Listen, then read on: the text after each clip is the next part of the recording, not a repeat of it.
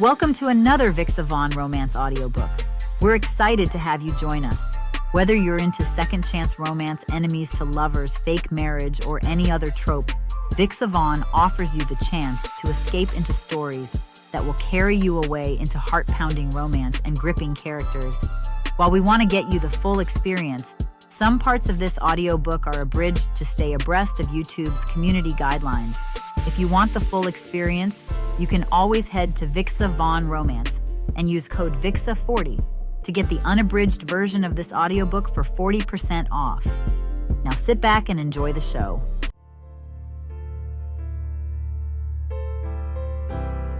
Chapter 1. Miriam. You sure you have everything you need? I ask for who knows how many times already, but my son Jay, the sweetest boy any mother could ever ask for, just smiles and puts up with me patiently. Yes, Mom, I'm sure. He looks away, biting his lip, knowing full well he's making fun of my fussing. Both of us look toward the door when we hear the familiar beep of Terry's car. Father's here, Jay murmurs as he adjusts his backpack. I suck in a breath and school my features, forcing a smile before turning to Jay. I see a flicker of hesitation cross his face for a moment, but it happened so fast, I might have imagined it. I just shrug it off.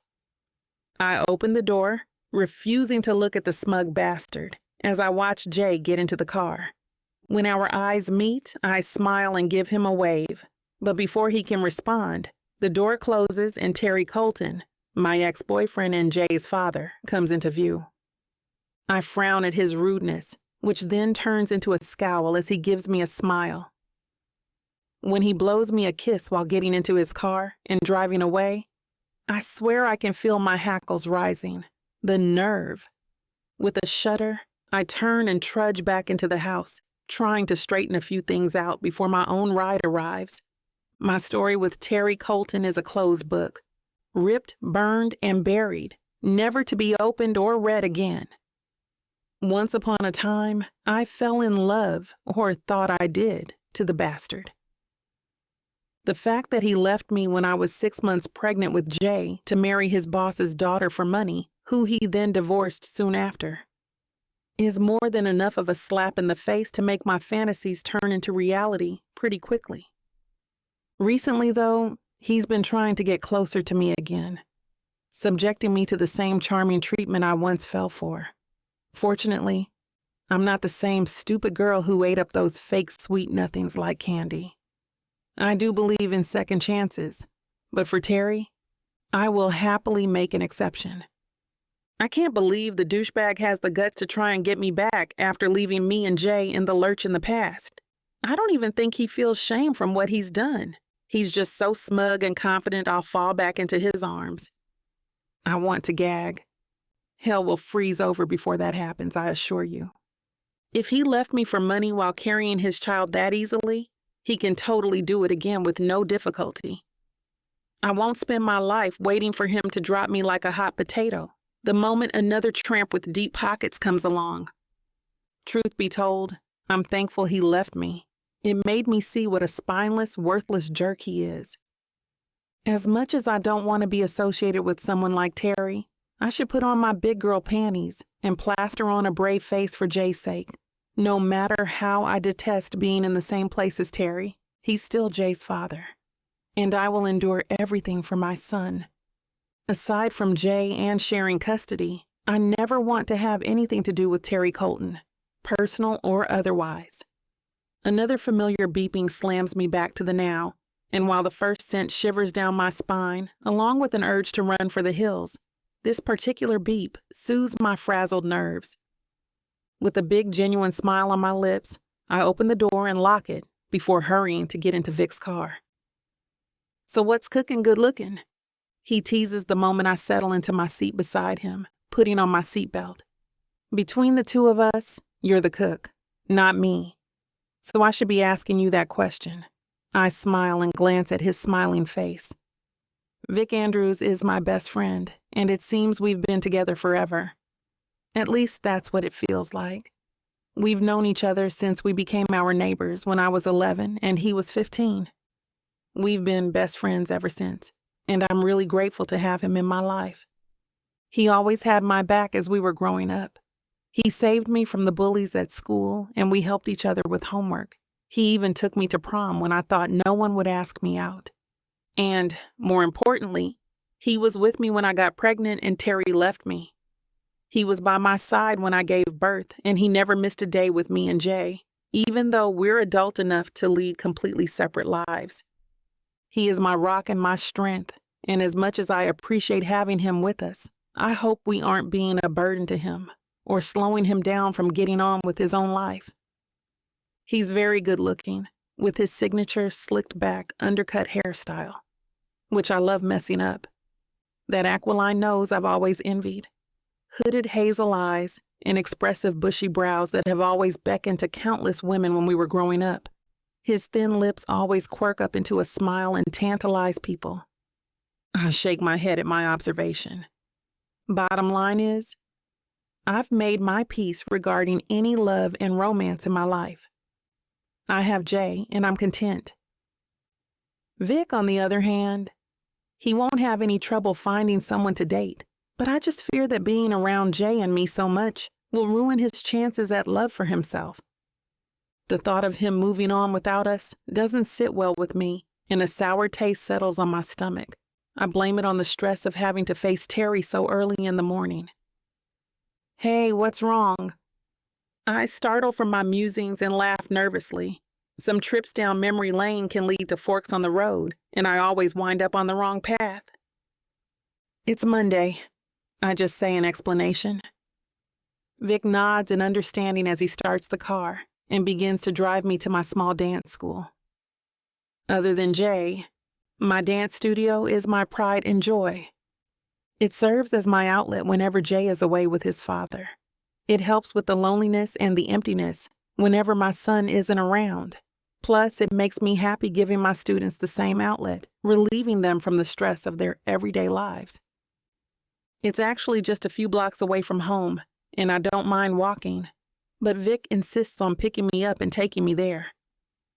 The last time I walked without him, he didn't come to the house when Jay asked him to, and I had to deal with a grumpy 5-year-old as punishment. Let's just say that never happened again. Guess Terry Cloth is being a jerk again? Vic suddenly pipes up.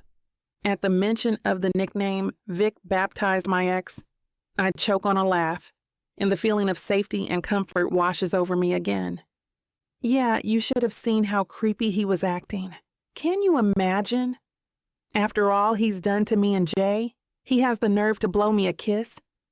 What a butthead. I wish there's something I can do to finally get him out of my hair. I rant, shaking my head at the memory of Terry's ridiculousness. I look out the window, my eyes not really seeing the houses we're passing. I imagine how easy my life would be when I'm finally free of Terry. But that would probably not happen since severing ties with him could hurt Jay. The last thing I want to do is hurt my baby boy. If keeping Jay happy means suffering the presence of his father, so be it. Chapter 2. Vic. He's frustrating, Vic, Miriam says as she massages her temples, and I just laugh it off as I drive. Nothing new, really. You've been telling me how frustrating he is for years, but it's not like you can do anything about it. I hear Miriam sigh, and I can't help but sigh too.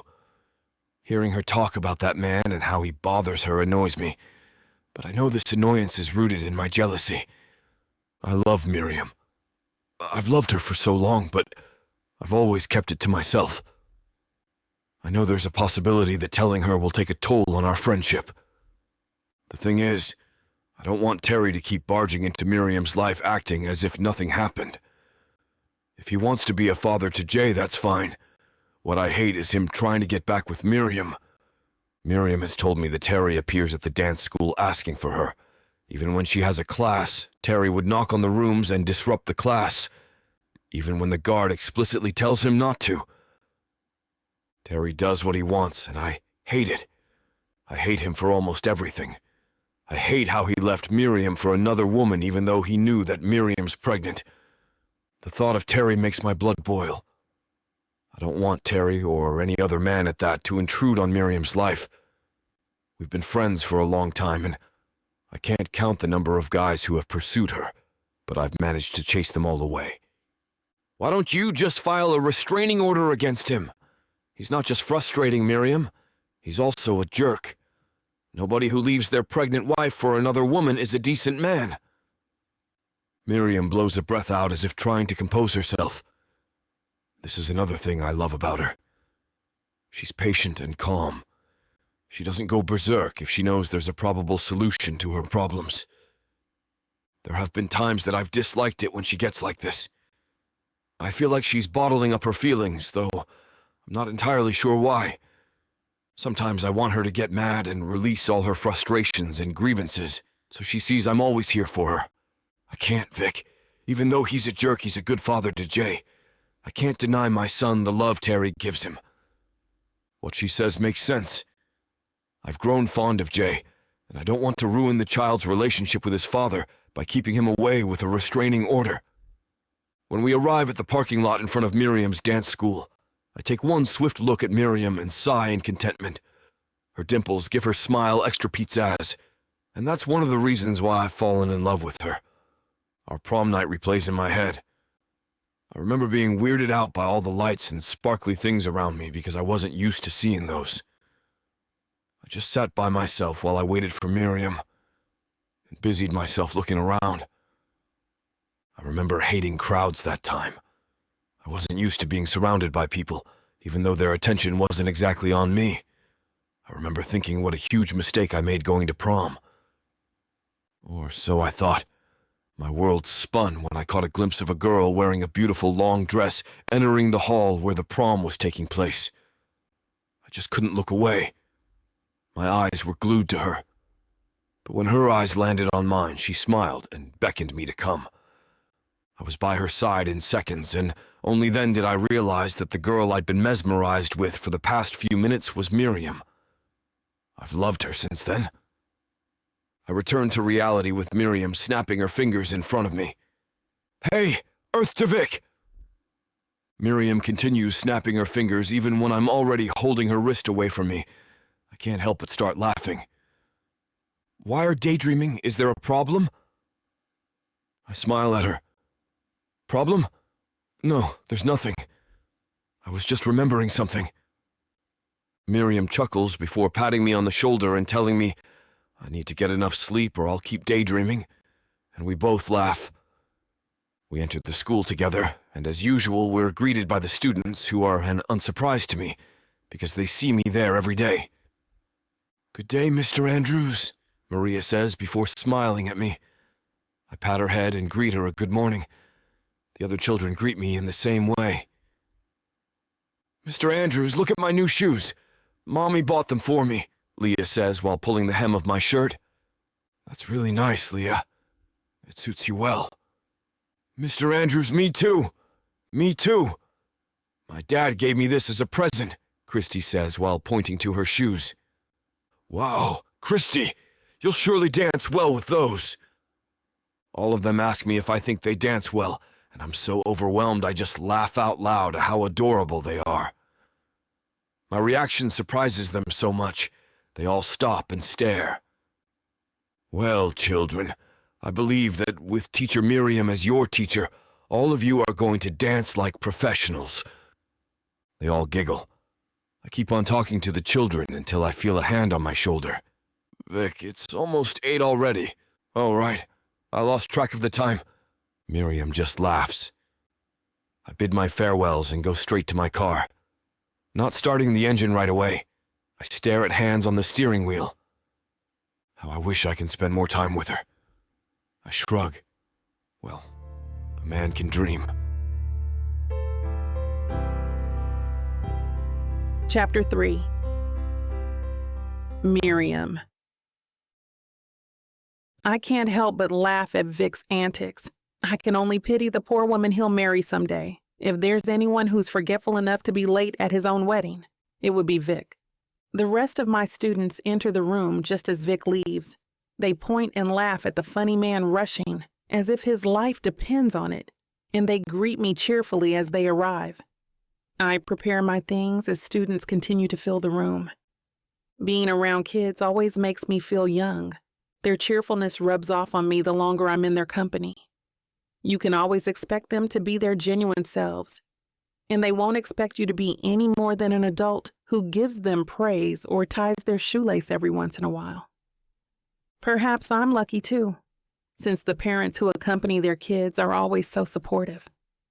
They're as unpretentious as their children, and I find their conversation refreshing. There are a couple of moms my age who have kids the same age as mine, and they're just lovely to talk to.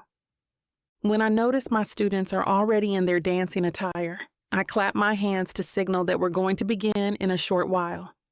My students have been with me long enough to understand, so they scurry off to their respective places as they wait for me to turn up the music. Classes are a breeze after that.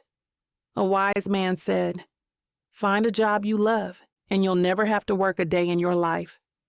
I could say, based on my experience, that this is absolutely true. Establishing my own dance school has been my dream since I was a kid. And even when I worked as a Broadway choreographer, I never lost sight of this vision. When I'd saved enough money, I didn't hesitate to jump ship. Since then, my workplace has become my sanctuary, my home away from home. Time flies when you're having fun, and before long, it's time for classes to end. As I'm saying my goodbyes to my students and their parents, the owner of the building walks inside my studio. Her too saccharine smile, brisk gait, and condescending gaze indicate she's not here for pleasure. "Miriam, my dear," she exclaims as she approaches me. She scrutinizes me from head to toe, focusing her eyes on my leotards and tights before giving me a wink. "I'm loving the tights. They make you look far thinner than you are." Before I could register the insult, she leads me toward the beanbag chairs, chattering on about how walking tires her out and thanking me for offering her a seat. Of course, she immediately heads for the most comfortable one and then makes a show of sitting down, as if beating me to my own chair counts as a great accomplishment. Now, she may be my landlady, but I'm no pushover. If she thinks she can dish backhanded compliments at me and I'll take it like a wimp, then she has another think coming. "No problem, Mrs. Bree. I imagine those knees aren't what they used to be." I give her an over-the-top sweet smile to match her fake one. When her mask slips into an annoyed frown, I know I win. "That's sweet of you, my dear." She regains her composure. "I hope you'll still be this grateful when I increase your rent next month." "What the hell?" "It's more than I can afford. My school isn't big enough, and if I increase what my students have to pay, then most of them will opt to enroll in cheaper schools. Besides, it's not like I don't need the extra money I get for other bills. This Onde knows how to play, and judging from her triumphant look, she knows it." "Mrs. Bree, I'm sure we can talk this out." She cuts me off with a tut. "I'm afraid my decision is final, Miss Lynch. It's really a pity, but plenty of people are eyeing this space. If you can match their price, I'd be happy to let you stay. If not," she makes a walking gesture with her fingers, "you'll have to find another place." "Mrs. Bree, I really have to insist. Good night, Miss Lynch." The nasty old hag happily trots away from the room, leaving me in my misery. I collapse on the floor in anguish. Outside, I hear the rain pour as if to match my sorry state. Where do I go from here? Should I start looking somewhere else? The rent is high enough as it is. I can't afford to pay even 100 more. Besides, this is the sanctuary I built with my blood, sweat, and tears. This location is also near my students' homes. It's not like they would travel very far just to attend dance lessons. I hear 2 obnoxious knocks that could only come from the last person I want to see at this moment. "I just heard the most fascinating conversation," he says, knowing that I recognize him. Great, my night can't become more miserable now that he's here. What do you want, Terry? I'm too tired to deal with you right now, and you've got no right to be standing here. This is my sanctuary. He can't just barge in here and soil it with his presence. He spreads his arms. It's a free country, Miriam. I can be wherever I want. Not without Jay, you don't, I spit out. He rolls his eyes in dismissal. Stop being such a worrywart. He's with my cousin. You're not even home at this hour. You could have just called me, I scold, sidestepping him to pack my things. We've got nothing to talk about. If you don't leave, I will. I'm about to place my phone in my bag when he stops me by grabbing my wrist. I attempt to pull my arm back in reflex, but to my dismay, he has a firm grip. How about an offer? Come back to me and I'll buy this dump for you. I'll even pay for your utilities. You'll never have to worry about money again. I struggle more violently against his hold. Go screw yourself, Terry. I'm amazed that even when faced with the direst circumstances, I don't find Terry's offer the least bit tempting. Terry grows angry at my resistance. Stop struggling. With that, he forces his lips on mine. I don't even realize what's happening until my mouth tastes like dirt and what seems like expired cheese. I fight the urge to vomit, and instead, redirect my strength into slapping him. He stills for a moment as if he can't believe I hit him. I take the opportunity to knee him in the balls and run for the hills. I don't even think of the elevator. Adrenaline takes over, and I just run as fast as I can. I reach the door and push it open as hard as I can. I must look like a madwoman, running around in leotards and tights in the middle of a downpour, but I don't care. All I know is I need to get away from here pronto. I don't know if I'm hyperventilating or if I'm just running out of breath, but I move onwards through sheer willpower while trying to wipe Terry's disgusting taste from my mouth. It doesn't seem to work no matter how hard I try. I almost let out a sob when I spot Vic running toward my direction, umbrella in hand. He catches me and scans me for any injury. I barely notice his attempt to shelter me under the umbrella, even as his shoulder gets exposed to the rain. When he sees no evidence of physical harm, he asks, "What happened?" Unable to find my voice, I point to the building, hoping that Vic will understand.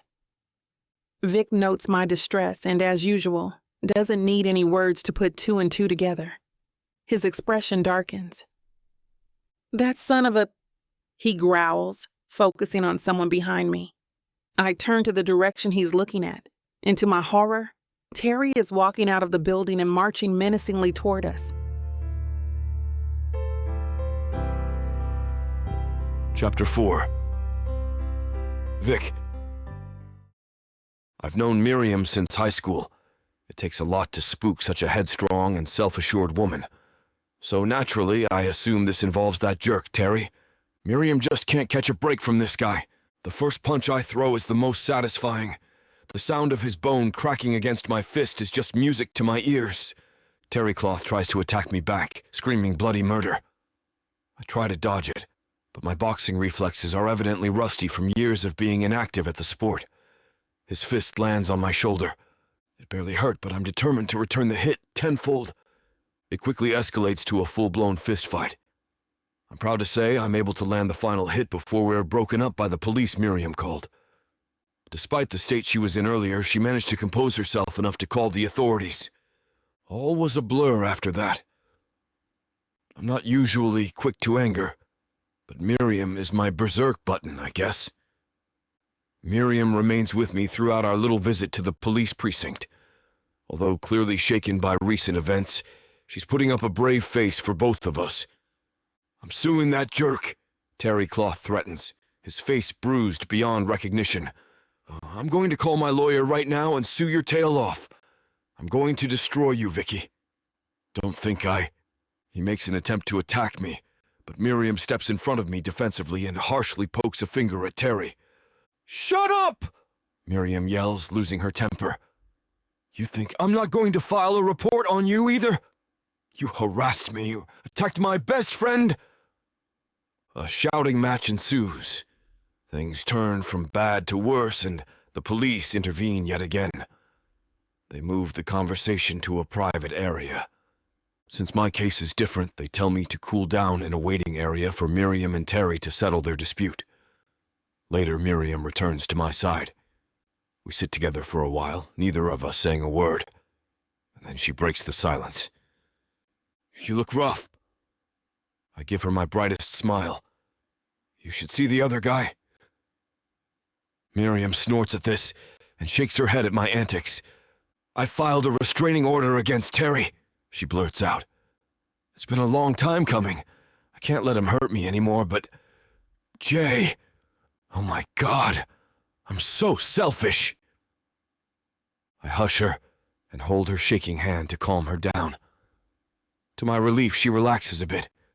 "You're not selfish, and this is not your fault. If Terry wants to play the great parent, he should treat you right." I gently hold her cheek and gently turn her head toward me.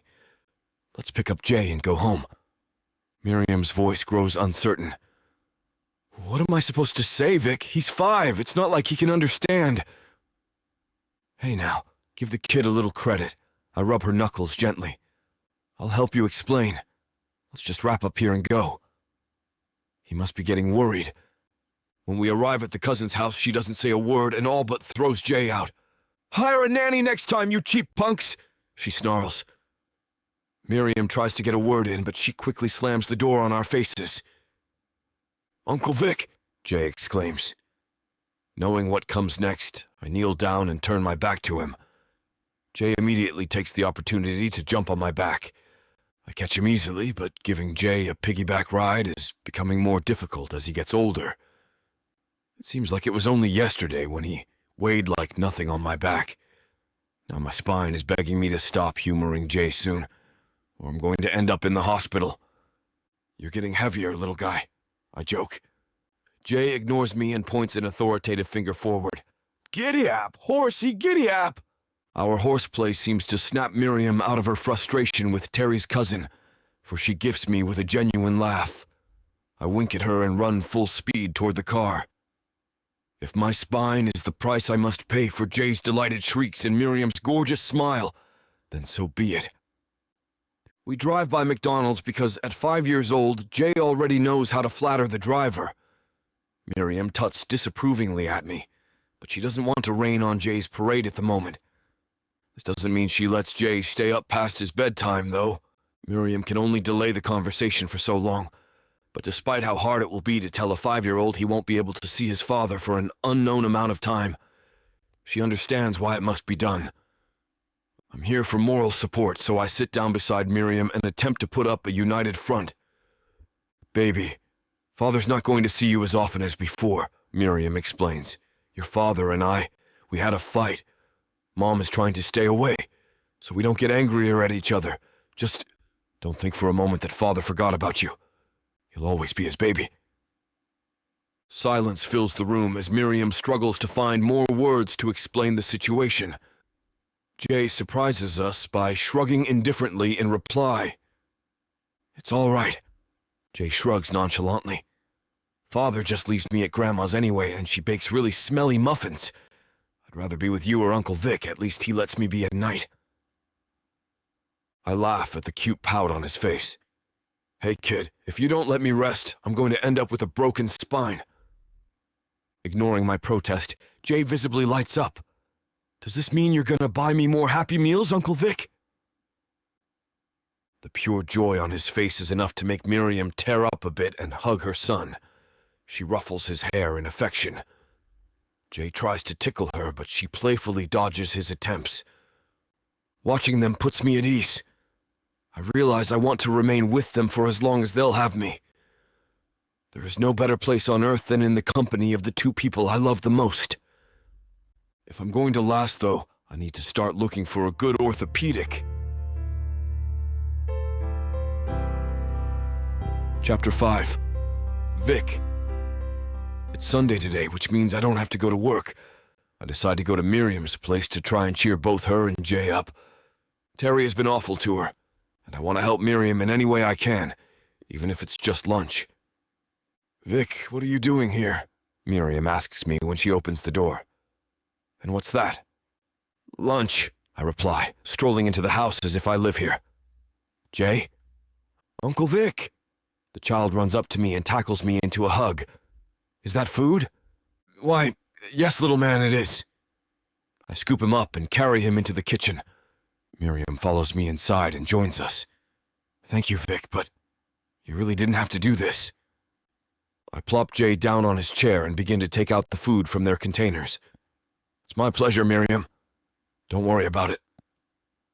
We enjoy a peaceful lunch with only Jay's giggling and little stories to entertain us. It's not until Jay and I are watching cartoons that the mood turns sour. Miriam comes back from a phone call looking like the world's crashing down on her. It must have been bad news. I gently move away from Jay, careful not to disturb him or bring attention to his mother. What happened? I whisper when I'm near Miriam. I'm going to lose him, Vic, Miriam says, her eyes still unfocused. Terry's going to take him from me. Let's talk in the kitchen. From the kitchen counter, I have a clear view of Jay still busy with cartoons. Tell me what happened, Miriam. Who called you? I watch Miriam compose herself before speaking. I talked to Terry's lawyer. He told me Terry is filing for sole custody of my son. What the hell? Miriam looks at me with pleading eyes. He can't do that, right? He can't. I'm Jay's mother. I can't lose him. I'll die if he takes Jay away from me. The pain she feels is so evident. I pull her close and wrap my arms around her. Shh. Calm down, Miriam. She sobs quietly into my chest, and I let her. This woman is so strong, I rarely see this side of her, but it's all right. She doesn't have to be strong by herself. I can carry the burden that's too much for her. I have a friend who's a lawyer, I tell her as she pulls away. Let me give him a call. I'm sure he'll meet us even though it's a Sunday. Right after making the call, we're dropping off Jay at Miriam's cousin's place. Are you sure he can help us, Vic? Miriam asks as we drive to my friend's house. James Dell is one of the best lawyers in the city, Miriam. Let's hear what he has to say first. When we arrive at James's place, he immediately asks about the details of Jay's case. While we're waiting for tea, walk me through the whole situation. His voice is soft, yet firm. He wants us to know he's serious about this as well. Miriam tells him the whole story. About dating Terry, getting pregnant, their separation, and how she's raising Vic practically by herself. I interject at times, giving details Miriam missed, making sure James knows how negligent Terry is as a father. What do you think, Mr. Dell? Miriam asks when we're done. Can Terry really claim custody over my son? Miriam and I are holding our breaths, waiting for the lawyer to absorb everything we dumped on him. You make good points, Miss Lynch, he finally says. But I'm afraid, given your current situation, Mr. Colton has a good chance of winning this case. What? Miriam is pale as a ghost. I take her hand to try and calm her. Please let me explain, he begins again. Mr. Colton is wealthy and influential. This extends to the people in his circle. He also had shared custody over the years. The court might see this as him being a committed father. Addie. Dell continues to explain that while Miriam works her butt off teaching dance, her income isn't nearly enough to raise a 5-year-old by herself. What about when Terry harassed me? That should count for something, right? The more I hear, the more I want to punch that jerk Terry again. He's done nothing but make Miriam suffer. We can indeed use it, the lawyer replies. It would question his character, but the court still needs to see that you're capable of caring for your son without his added income. Miriam's entire body sinks. I understand. Thank you. Thank you for seeing us, James. I'll be sure to set up a proper appointment next time. Sorry to bother you on a Sunday. He claps a hand on my shoulder and shakes his head. It's nothing, Vic. Let me know how you want to proceed. Of course. Thanks again. We drive home downhearted and dejected. Miriam hasn't spoken a word since we drove off from the lawyer's place. I'm sure she's thinking about her current financial status. I only break the silence when we pull up at her cousin's house. Hey, we'll figure something out, we always do. She looks up and spots Jay from the living room window, waving at us both. He probably heard the car as we pull up. Glancing at Miriam, I see her sad eyes brighten instantly, but I know she's keeping herself in check so Jay doesn't see. I don't know, Vic, she says quietly. You heard the lawyer. I need to be financially stable. I'm a far cry from having a stable financial status. The dance school's barely making profit, and now the rent for the studio has increased. She sighs in frustration. I don't know what to do.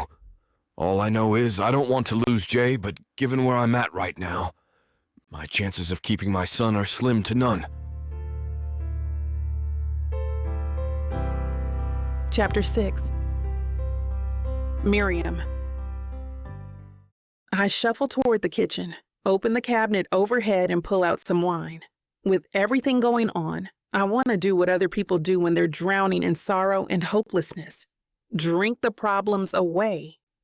And that's on my agenda tonight. I want to get drunk and wish that maybe an answer will present itself in my going to be drunken state. I just hope I'll remember it by morning. I can hear Vic's muffled footsteps echo in the house. Understanding I need time for myself for a bit. He volunteered to tuck in Jay, who exhausted himself having fun at my cousin's place. At least one of us is happy today. I'm sitting in the kitchen, downing my second glass of wine when Vic enters and gives me a small smile. I fill up my glass and raise it in a toast before gesturing to the empty glass I set down for him. You shouldn't drink so much. You know how you are when you get a hangover. You'll scare Jay half to death by morning. Vic chides softly, accepting the glass but filling it with water instead, making me raise a brow. He grins cheekily at me as he explains the act in one word: driving. It could be because I'm getting a little tipsy or that I'm desperate from the whole situation, but I let out a laugh, loud and uncontrollable, borderline hysterical. Geez, Mimi, you are such a lightweight. Vic shakes his head as he lifts his glass to our mouth for a drink, hearing the endearment/nickname he gave me when we were young. The one he uses whenever he wants to cheer me up or comfort me. My howling laughter turns into a bawling sob. I stagger toward the sink and throw the wine down the drain, dropping my glass in as well. I cover my face with shaking hands as I cry my heart out. This is not the outcome I was hoping for when I planned on getting drunk tonight. I could have had an epiphany to my problem from the alcohol I imbibed. But why do I feel that no answer is coming my way and the helplessness just keeps growing? I feel familiar. Strong arms encircle me and turning, I'm pulled into Vic's embrace. His hand slowly rubs my back and the other smoothens my hair as I snuggle closer into his arms and drench his shirt with my tears. And he just lets me. Good old Vic. I can always count on him whenever disasters like this happen. I don't know what I would do if he isn't by my side and helping me get through situations like these. After a few moments, I feel myself calming down as I discreetly inhale Vic's scent. He always seems to smell so nice to me. He smells of the good old days, of our childhood together, of happiness, of plain old Vic. Better? I hear him ask softly. I nod, but don't move away from his embrace. Hey, I know this has been a long and rough day for you, and I was hoping to talk to you about it this morning. But you know I don't like seeing you cry, Mimi. So I'll just say it now. I hope my idea about your problem will at least give you something else to think about, he says, pulling me away from him far enough to look into my most definitely swollen red-rimmed eyes. I sniff. What is it? He looks away and hesitates, which intrigues me. Vic never hesitates, at least not often. But when he does, it's probably for something big. You might want to sit down, he murmurs, while leading me to a chair by the table. I do as he says, and he pulls another chair before sitting down beside me, holding my hands in his. Time is passing by, and both of us are so quiet. I can hear the clock in the living room ticking from here. I'm also getting impatient, waiting for whatever he's going to say. If he has an idea, then he should just spit it out. I'll hold on to any lifeline thrown my way at this rate. Can't he see I'm desperate enough to turn to alcohol and we should get married? He blurts out. I totally did not see that coming. Excuse me, what? I shake my head, hoping to brush off the cobwebs from the alcohol in my mind. Did I hear him right, or am I too drunk? I know I'm looking for an answer while drunk, but surely, even in my drunken state, I could never have come up with this. Hear me out, he pleads, but doesn't wait for me to respond before plowing on. Marriage will give Jay a stable environment.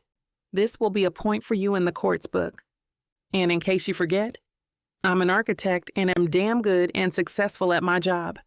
I can provide for you and Jay with no problems at all. I know I will take anything life has thrown my way, but marriage? With Vic? I should say no. My hopes for Vic having the life he deserves will be tainted if we go on with this. He's my best friend. He deserves better. He should be living a full life as a bachelor. Go on dates, attend parties. Not play daddy to a ready-made mother and son duo, where the mother should know how to provide for her child better. I'm going to say no. I should refuse. It's the right thing to do. But before I can open my mouth, Vic squeezes my hands and spears me with a pleading look that always makes me a sucker for him. Please, before you answer or say anything, I want you to think about it. Consider this idea and mull over it. You're a bit drunk, Mimi, and you know you're not the only one who's going to be affected with the decision you're about to make. Think of Jay, of both your futures. I can take care of you both, but that's only if you'll let me. I bite my lip and sigh, knowing full well he's right. That's Vic for you. Ever reliable, responsible Vic Andrews. He smiles and squeezes my hands again, already knowing my answer, but I still say it anyway. Fine, I'll think about it. Hard. Dissect every pro and con and stuff.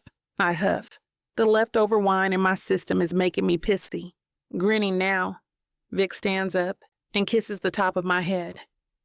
That's my girl. I better go home now so you can get some rest. I'll see you tomorrow, okay?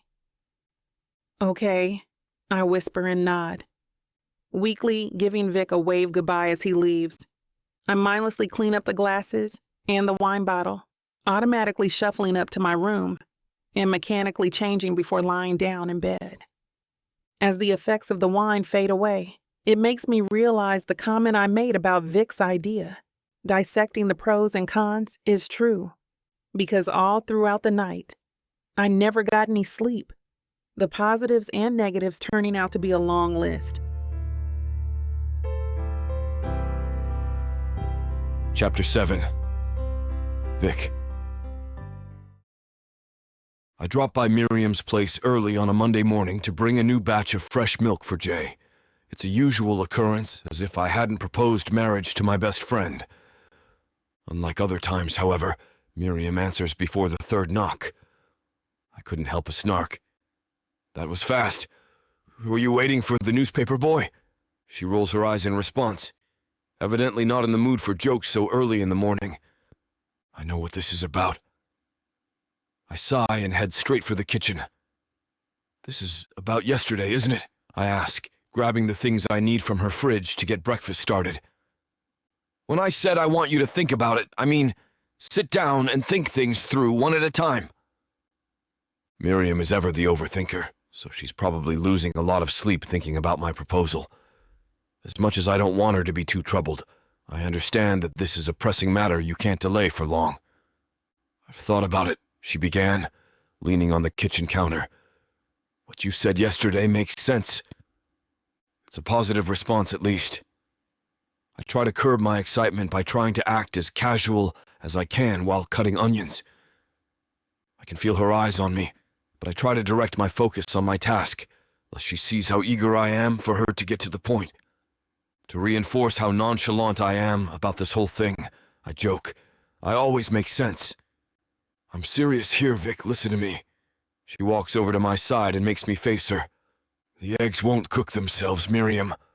She rolls her eyes and turns down the heat without another word. As I was saying, she places a hand on her hip the way she does when she means business. You've done a lot for Jay and me, so I don't want to trouble you any more than I already have. But I admit I'm out of options. She fidgets uncomfortably as if she can't voice out the words. What I'm trying to say is, yes, let's get married. I want so badly to jump for joy at her agreement, but that might not do my whole cool shtick any favors.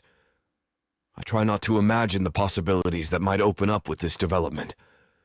This is about Miriam and Jay, not me being hopelessly in love with Miriam for 10 years now.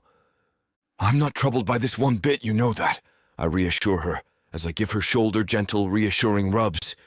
She leans into my touch. Her gaze softens. I know, Vic.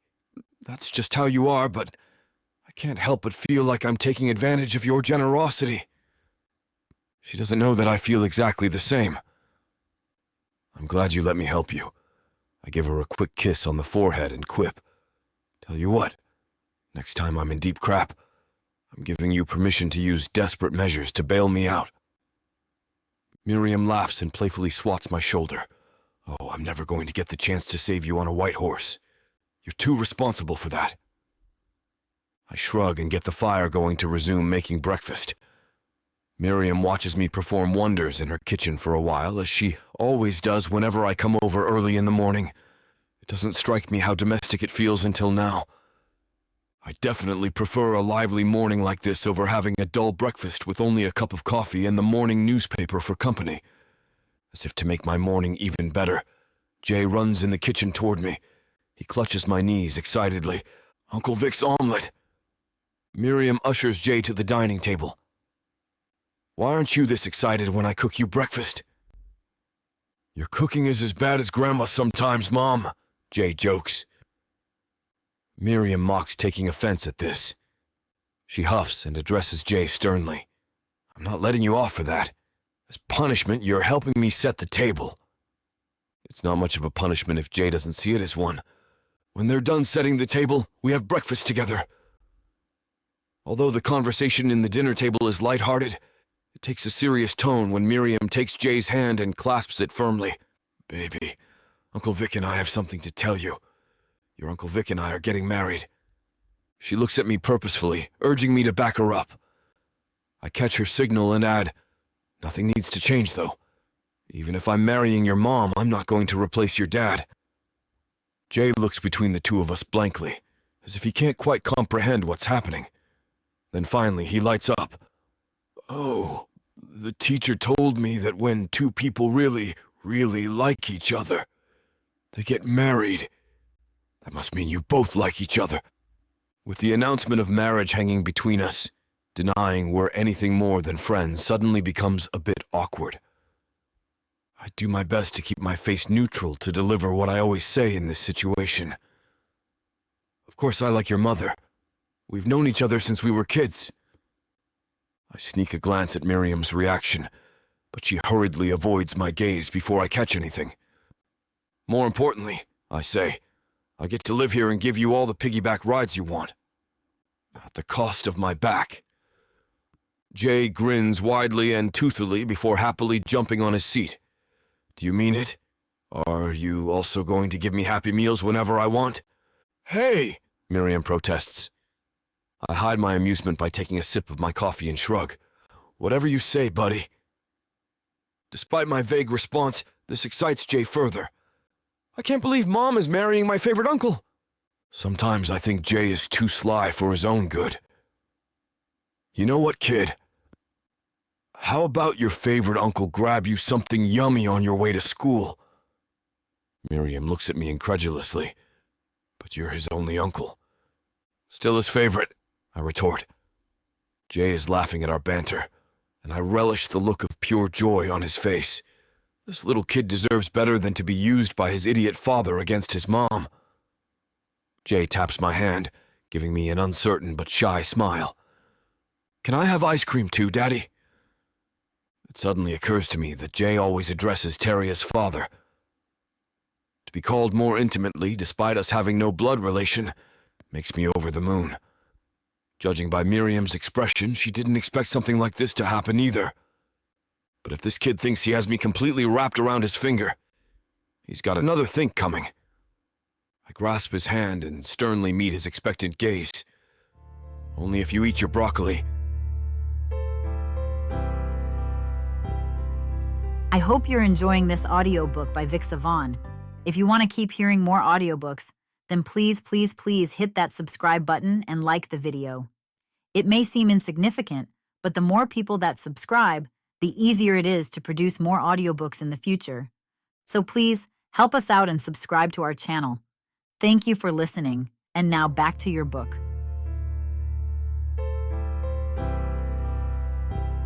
Chapter 8. Miriam. The moment Jay asked if he could go up to his room and play some video games, I immediately jump at the opportunity. I compiled the pros and cons regarding our situation last night and decided that some factors might complicate my relationship with Vic in the long run. I can't have that happening, so this is as good a time as any to discuss them. Sure, baby. And as a celebration, I'll allow you to extend your playtime for 2 more hours. Vic and I will talk for a bit. I smile at him and ruffle his hair. Jay's eyes widen, then his face makes way for a big, pleased smile. Awesome!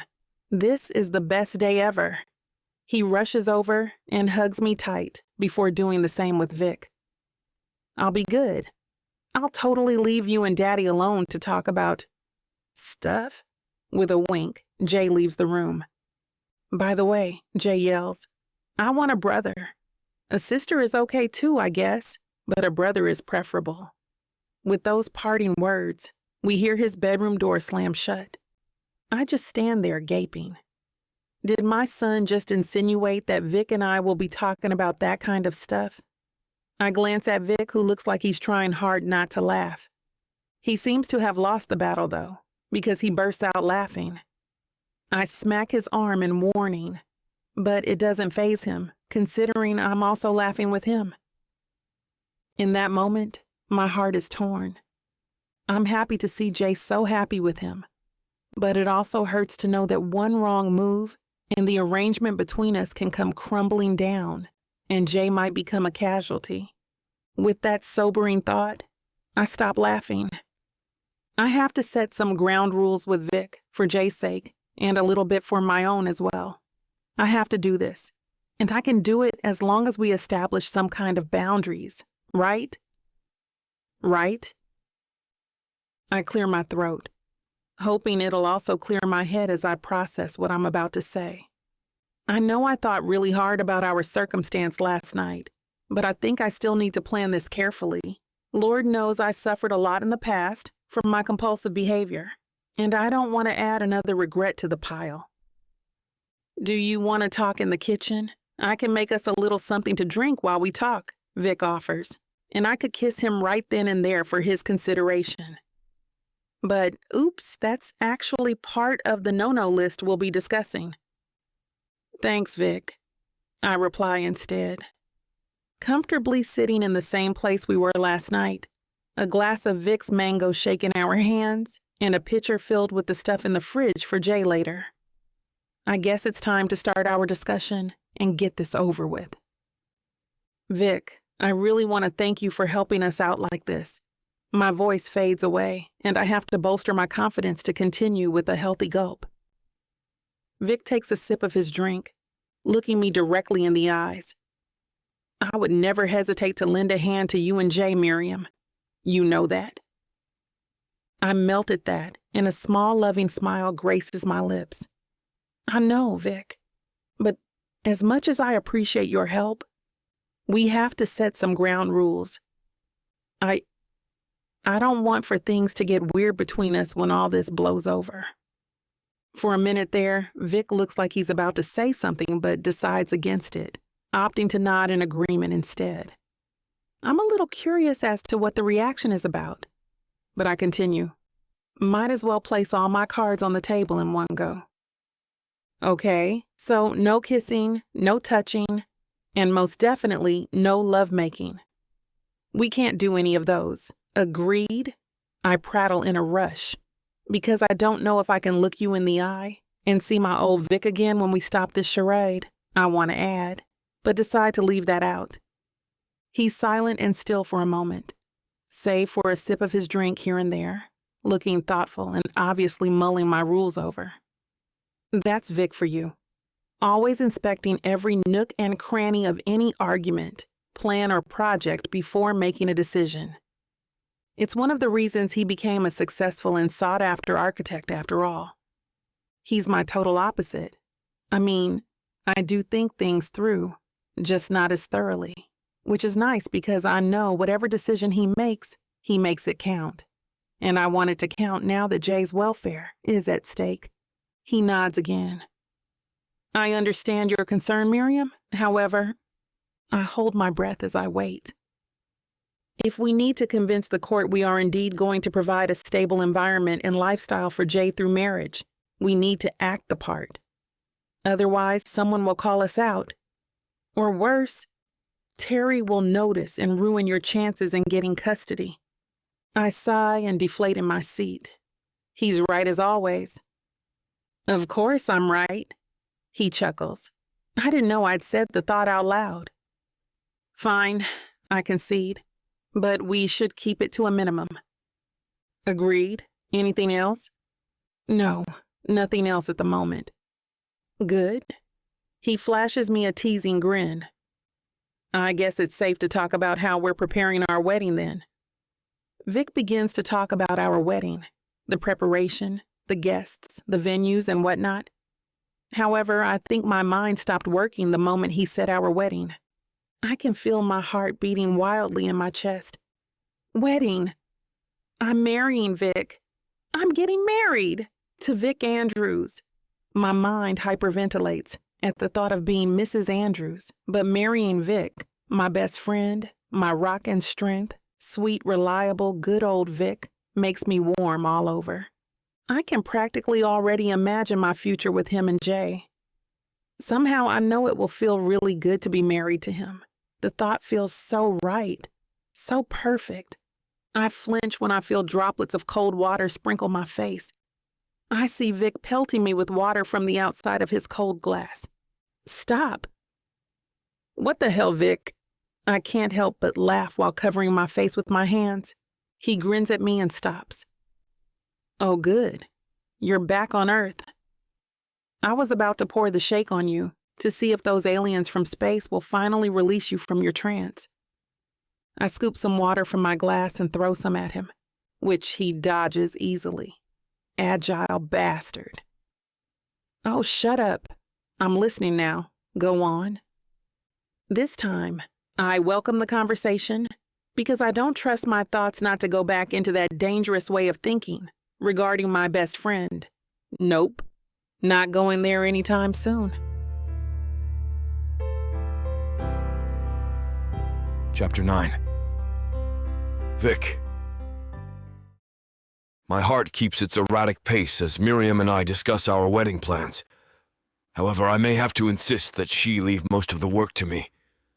With everything that's happening, I want to give her some peace of mind, have her focus on relieving some stress through her dance school. The two of us also decide to have the wedding a few weeks from now. Thanks to a solid history of us growing up together, no one will wonder why we want to have our wedding so fast. I can always tell them I've been waiting for years to ask for Miriam's hand in marriage, and that's not even a lie. As for the type, I remember that Miriam always wanted to have a small, intimate garden wedding. She's never been keen to have a big, showy wedding. She's always been a practical girl who appreciates the simple yet meaningful things in life. Being married, surrounded by the special people in her life, is more her style than inviting thousands of guests she doesn't know and who only came for the food. I aim to make her dream come true just as she has with mine, even though she isn't aware of it. The following days are hectic, and I can say that time flew by so fast. especially now that I struggle to stand still, pacing restlessly beside the pastor and waiting for Miriam to appear behind those closed doors to walk down the aisle. Was it only a few weeks ago that we agreed to marry each other so I can help her keep Jay? Was it a few days ago when I helped her make the invitations to send to our friends? And was it only yesterday that she panicked because her wedding dress got delayed? I don't know anymore. Everything is in a blur in my head, and I can't think straight knowing Miriam and I are getting married today. I can't for the life of me believe that after years and years of fantasizing to marry the woman of my dreams, it's now about to become reality.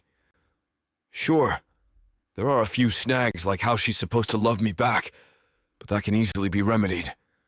I'll just have to prove that I'm worthy of her love and of Jay's. Speaking of Jay, we appointed him our ring bearer, and I can't remember the last time I've seen him so ecstatic. Before the wedding started, looking good in his penguin suit, Jay told me he's honored and grateful to be a part of the ceremony, and that he couldn't ask for a better man for his mother and to be his daddy. It took a lot of effort on my part not to cry right there, but I persevered and gave him a big hug instead. The door suddenly burst open and music begins to sweep the area, but I don't notice. All my senses home in on Miriam as she seems to glide down the aisle like an angel.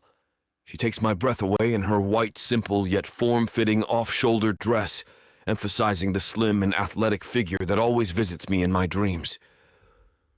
Fantasizing about peeling the dress off her body makes me want to drool and haul her away like a caveman, so I immediately cast off the thought. But when she gives me a shy smile, making her dimples pop up behind her veil, it's all I can do not to run toward her and kiss her senseless. The ceremony goes on without a hitch, and as far as I can tell, is progressing perfectly. It's everything I dreamed it would be and more.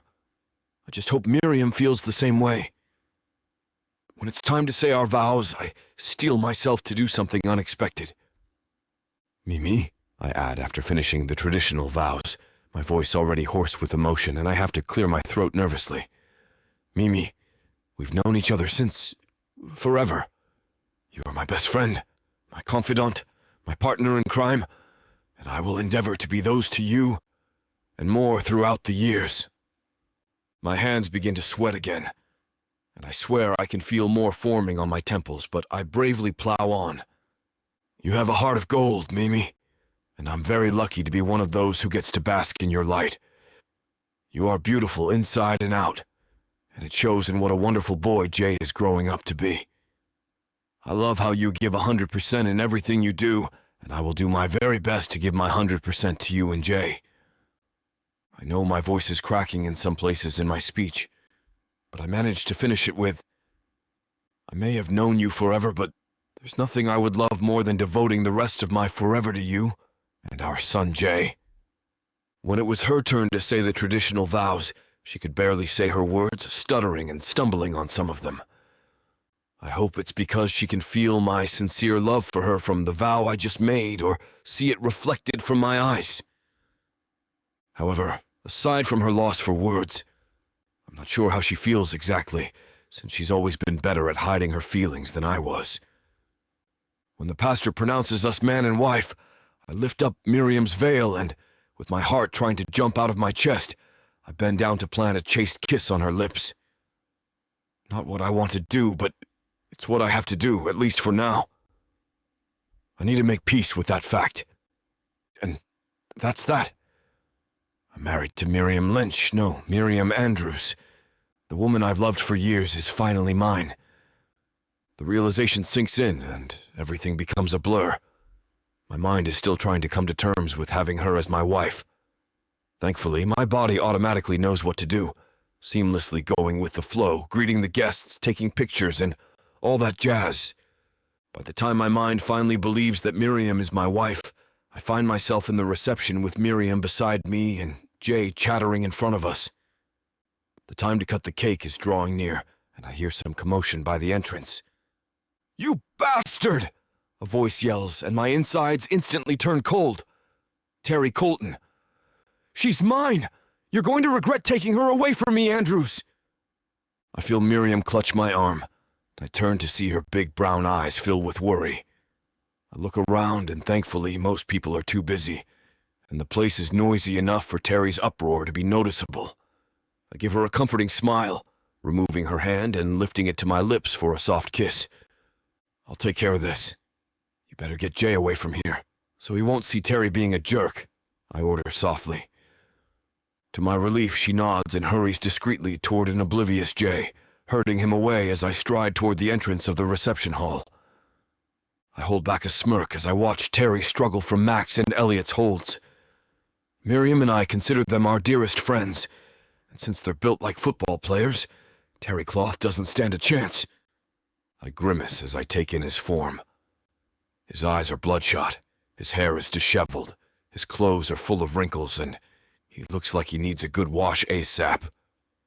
I wrinkle my nose in disgust, catching the stench of stale alcohol drifting off him. If we were in a different time and place, I would have laughed at how the smug, always clean and mean Terry Colton can fall from grace like this. We caught him the moment he tried to stagger in, Mac informs me. And we already called the police to take him away, Elliot adds. Thanks, guys. I really appreciate this. I smile gratefully. Maybe I'll treat them out for a drink sometime. Mac grins. Don't mention it, Vic. We're just happy we stopped him before he caused any major trouble. You and Miriam deserve this wedding, and we'll be damned if it gets ruined by this guy. It doesn't take long for the police to arrive and take a now unconscious Terry, who fainted like drunks often do, into their custody.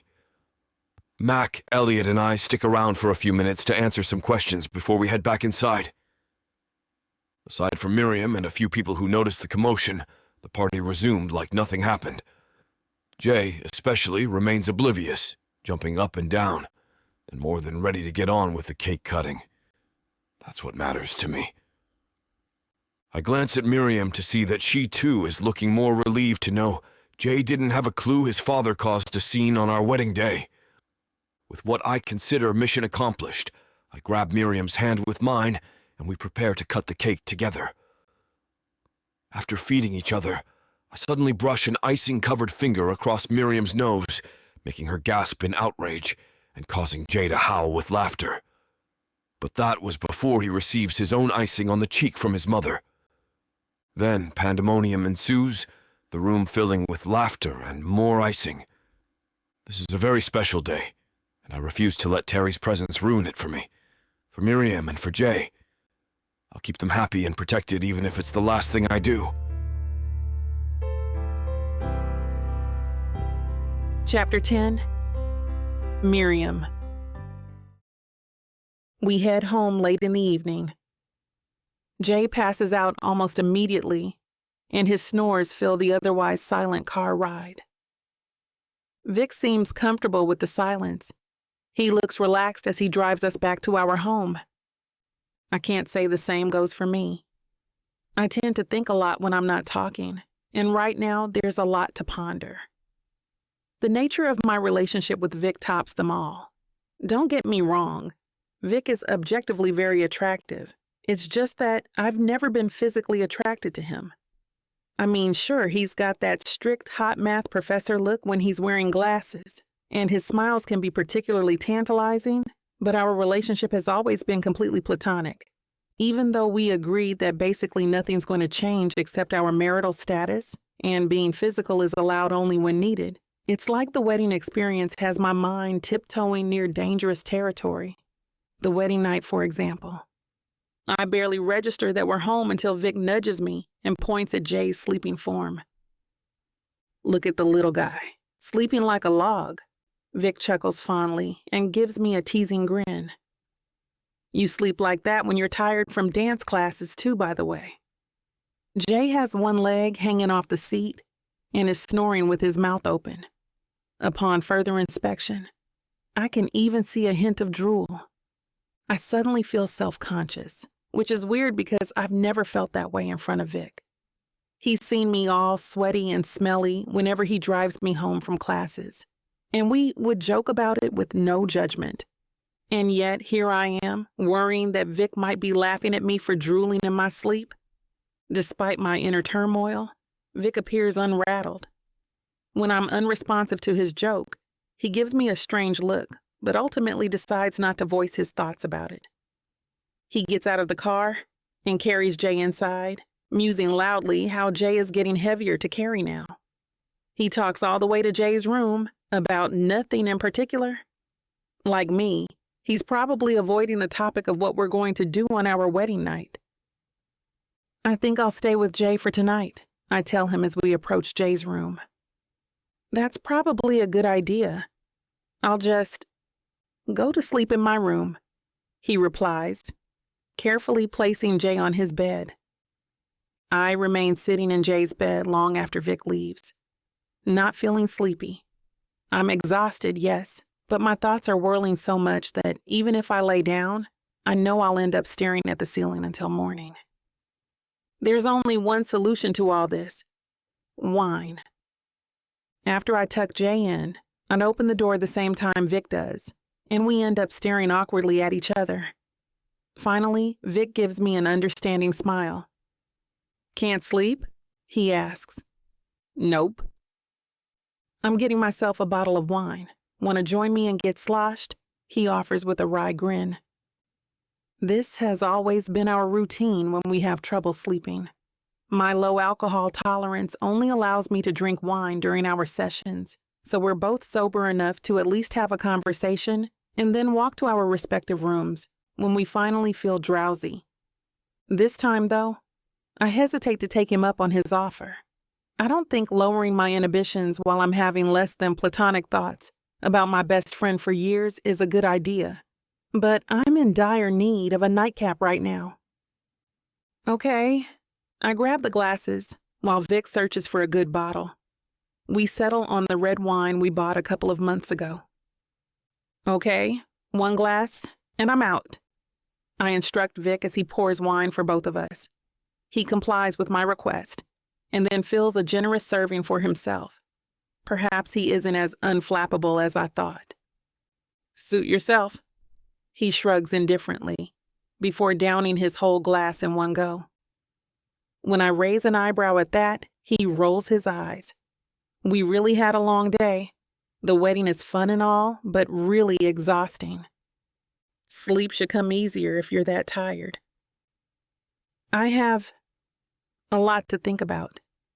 He gives me a meaningful look. I catch his meaning. Perhaps it's just the wine talking, but I feel bold enough to take a second look at Vic. This never happens in all our years having random drinking sessions in the middle of the night. I should be afraid of things changing, but strangely enough, I feel free. I blame it on the alcohol, even though I know that despite being a lightweight, I'm not that kind of drunk. If I am, I wouldn't be sitting here wide awake, staring at the way Vic's Adam's apple bobs as he gulps his drink. I'll be snoozing until morning. Vic meets my gaze and I hurriedly turn my eyes away, but it's too late. He's definitely aware of my ogling now. The air feels charged. It doesn't help that we're basically sitting shoulder to shoulder, and I can feel how firm his biceps are. Being the bad friend that I am, I wonder if the rest of his body feels the same way. With how small the distance is between us, I hear Vic swallow nervously. He shifts a little to loosen his collar and to unravel the cuffs of his sleeves the way he does whenever he's uncertain or uncomfortable about something. Up close, I realize that Vic is blushing all the way to his neck and that the lighting really accentuates his aquiline nose. He's looking anywhere but me. It's getting late. I think we should get some sleep. I bite my lip to stop myself from doing something I'll regret in the morning. But I realize I don't care about that right now. I tentatively press a kiss on his cheek. It's innocent enough, except I linger there far longer than what's considered friendly, and I kiss him a little too close to his lips. I feel Vic freeze, but he doesn't stop me. Feeling bold, I give him a short peck on the mouth. Vic groans and mutters, his voice hoarse. You'll be the death of me, Mimi. He grabs the back of my head and kisses me full in the mouth, crossing the fine line we've been tiptoeing around since we started drinking. Our kiss is urgent, like we've been thirsty all this time, and this is our first taste of water in a long while. I match his ferocity, and the kiss becomes more heated. I don't even bother to stop my hands from wandering to places my subconscious had checked out for years. His grip on my hair gets tighter in response, and then he pulls my head back to suck at my exposed neck. My eyes flutter shut at the sensation. I wonder how far we can go until the excuse of having one too many drinks is no longer convincing. I don't want to stop, though. I want to keep kissing him like this, and maybe do more than that. His deep groans making me wet with desire. I gently pull away, wanting nothing more than to be back in his arms and kissing his lips again. But the kitchen is not the place to do what I've been dying to since the drive home. Let's go to bed, Vic.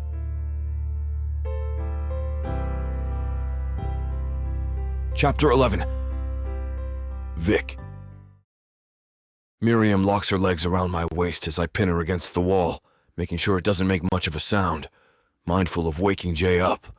When Miriam lets out a loud moan, I take her lips, and only her muffled voice ripples through the room. I push my tongue inside, challenging her to do the same. When she doesn't respond, I scrunch my forehead in confusion, only to be taken aback by what she does. Miriam pulls me by the neck, deepening the kiss even more by licking my lips. That move makes me feel hot in all the right places, and I can't take this any longer. I hate to burst your bubble when things are just getting started, but this platform won't allow us to air the steamy content coming up in this chapter. If you want us to keep bringing you free audiobooks, we have to abide by the rules. Luckily for you, the unabridged version of every Vic Savon audiobook is available at VicSavonRomance.com.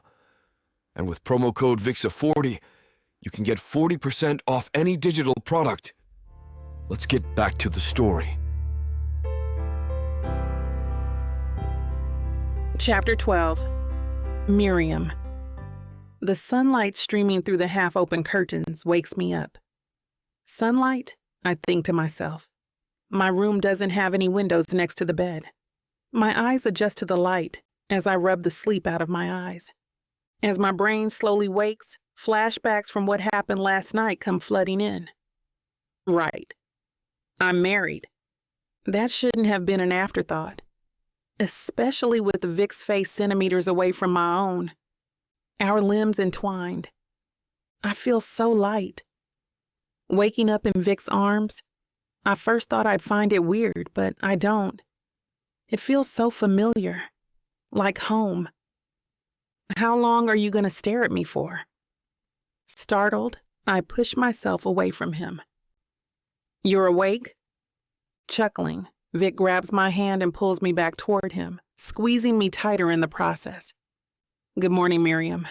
Did you sleep well? I roll my eyes at him, but let it slide. Yes, I did, I reply. For a few moments, nothing is said. We just lay there staring at each other, smiles on our faces. I'm the one who speaks first. You look happy? It's because I am happy. He reaches forward to tuck a stray hair behind my ear, grazing his fingers on my cheek as he does.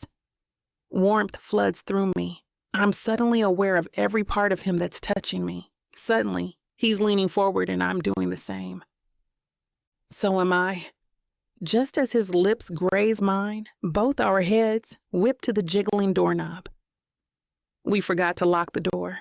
We jump apart, just as my 5-year-old son runs toward the bed in his pajamas, dragging his poor stuffed giraffe along. Mommy! Mommy! Jay manages to climb his way up the bed before tackling me into a hug. I'm hungry, Mommy. Daddy. I hug my son tightly. Panic takes over me. Vic and I are still naked. For crying out loud. I look over to Vic, who seems to have gotten over the initial surprise and is now putting on some pants while I hide him from Jay's view. Jay pushes off me just in time for Vic to ask, "What do you want to have for breakfast, little man?" My little boy ponders on it for a bit before deciding, waffles and peanut butter and milk and syrup. Both Vic and I coo at how adorable he is. All right, Vic tells him, and inviting Jay away from me. Let's head on over to the kitchen first so your mom can get ready. How about that? Hurry, I want waffles. All right, little guy, come on. Vic accompanies Jay down to the kitchen, winking at me before he closes the bedroom door. I let out a sigh of happiness as I fall back into the mattress.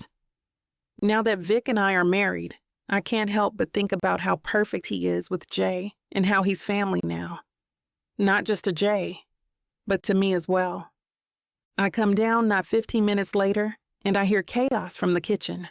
Sounds of giggles and laughter filter through my ears, and I'm smiling before I even round the corner to the kitchen.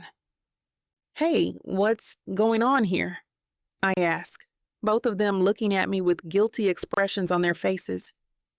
Jay and Vic look at each other, and it's comical how they both burst into laughter at the same time. Vic has placed Jay on top of the kitchen island counter, holding a whisk that looks like it's been covered in butter and his saliva. The kitchen floor is a mess, and they're both covered in flour from head to toe. Seeing them like this, I can't help but giggle. This domestic picture right here is what I've always wanted for Jay, to have a father who cares about him and loves him. Something I had hoped Terry would give him, even though we were separated. But I was sorely let down. It looks like you two are having fun without me. They look at each other mischievously. I walk over to grab a towel, but as soon as I wipe Jay's face with it, he yells, "Now!" And I'm attacked by a flour bomb that Vic throws at me. My eyes widen in shock. I cannot believe you, but I'm laughing along with them, wiping flour from my eyes. You were supposed to be making breakfast. We can't eat flour. My reprimand falls on deaf ears as they both continue to laugh and paint each other with flour. I roll my eyes at them and start breakfast by myself. Vic approaches me after a few minutes with a clean towel, gently wiping the flour from my cheeks as I heat up the waffle maker. I glance over to Jay, and I see him cleaning the kitchen counter. That's nice. We're well into waffle number 3 when Jay starts fussing and whining that the waffles are taking so long to cook. Maybe if you show them your happy dance, the waffles would cook faster, Vic suggests. Will that work? I don't know. Want to give it a try? And that's how Jay dances every time the timer goes off, and Vic takes the waffles from the waffle maker. I don't think it's working, Jay pouts, plopping back down on his seat after waffle number 6. I smile at that. Maybe it isn't, I say.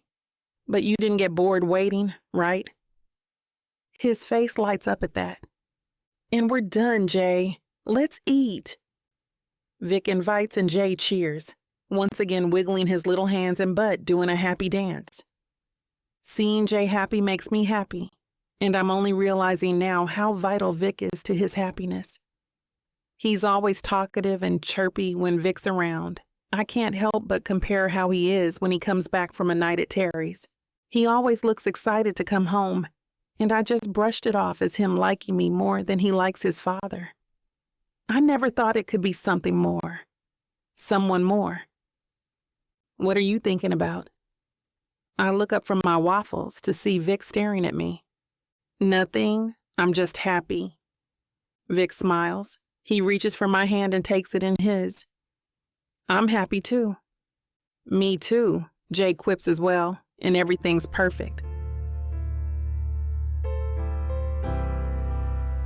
Chapter 13. Vic.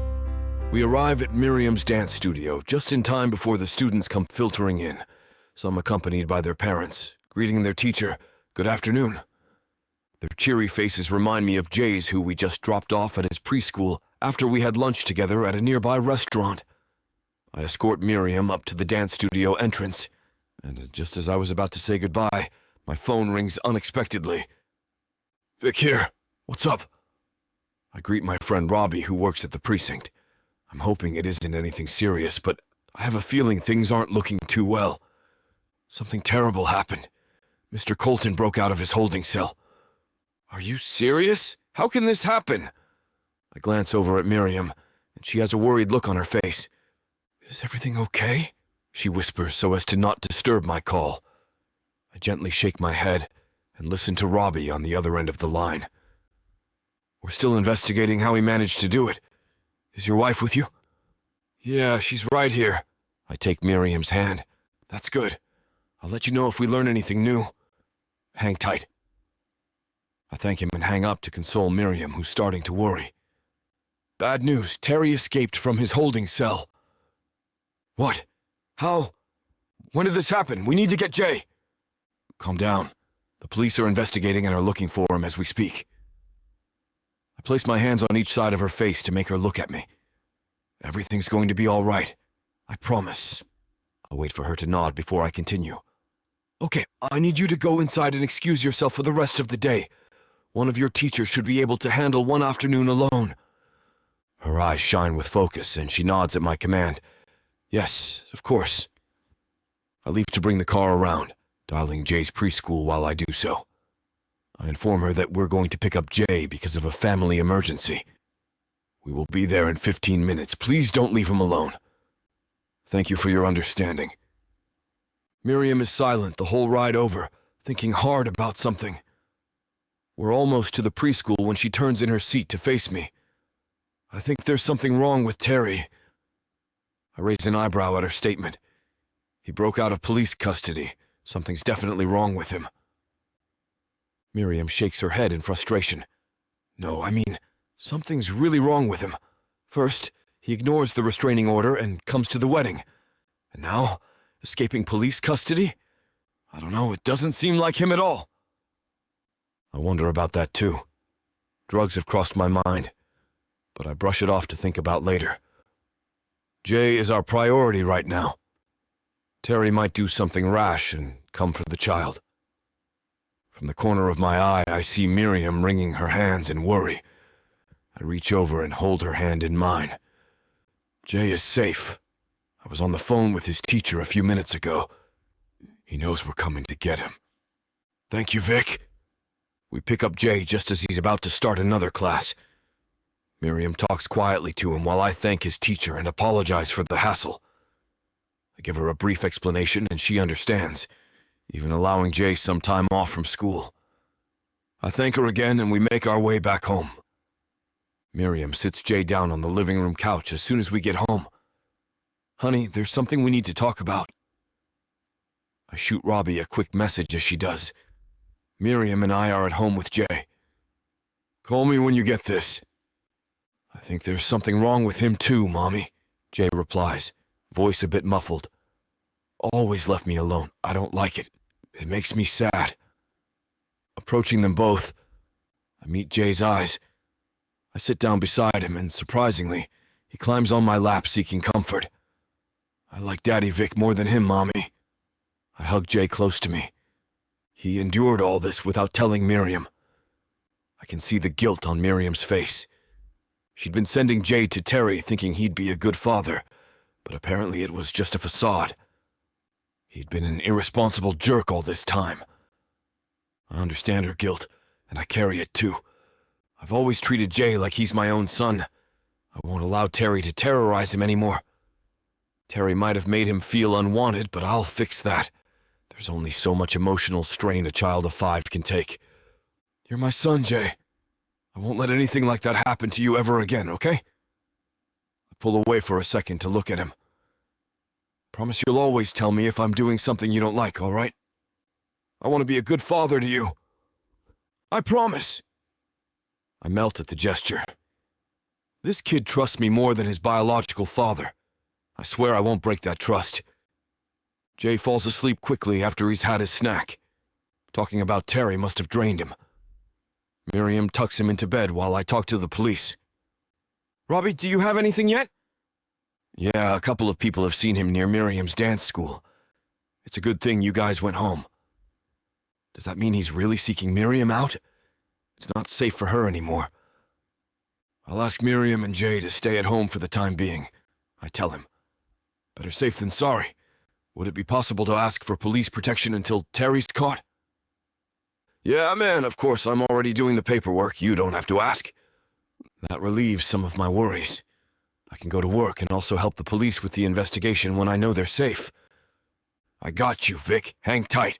We'll send some officers over to guard your house. Thanks, man. Keep me posted. Chapter 14. Miriam.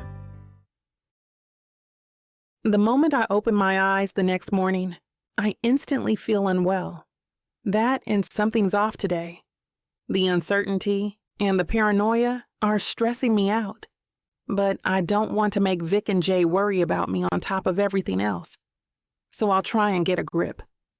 Unfortunately, my usual stress reliever, my dance school, won't cut it today. I'll have to inform my students there wouldn't be any classes for now. I go out of bed, snatching my phone from the bedside table, and I shoot off messages informing my students and their parents I won't be coming in for dance class. After sending the last of the messages, the bathroom door opens and Vic strolls out while buttoning his crisp light blue dress shirt. He doesn't seem to notice I'm already up, so I take the opportunity to study him. His hair is still wet from the shower, his shirt clinging deliciously to him, outlining a very male body that sends my toes curling with thoughts of our previous lovemaking. He's also wearing black jeans today, emphasizing his delectable backside and safety boots. I bite my lip as I feel myself getting hot for my husband.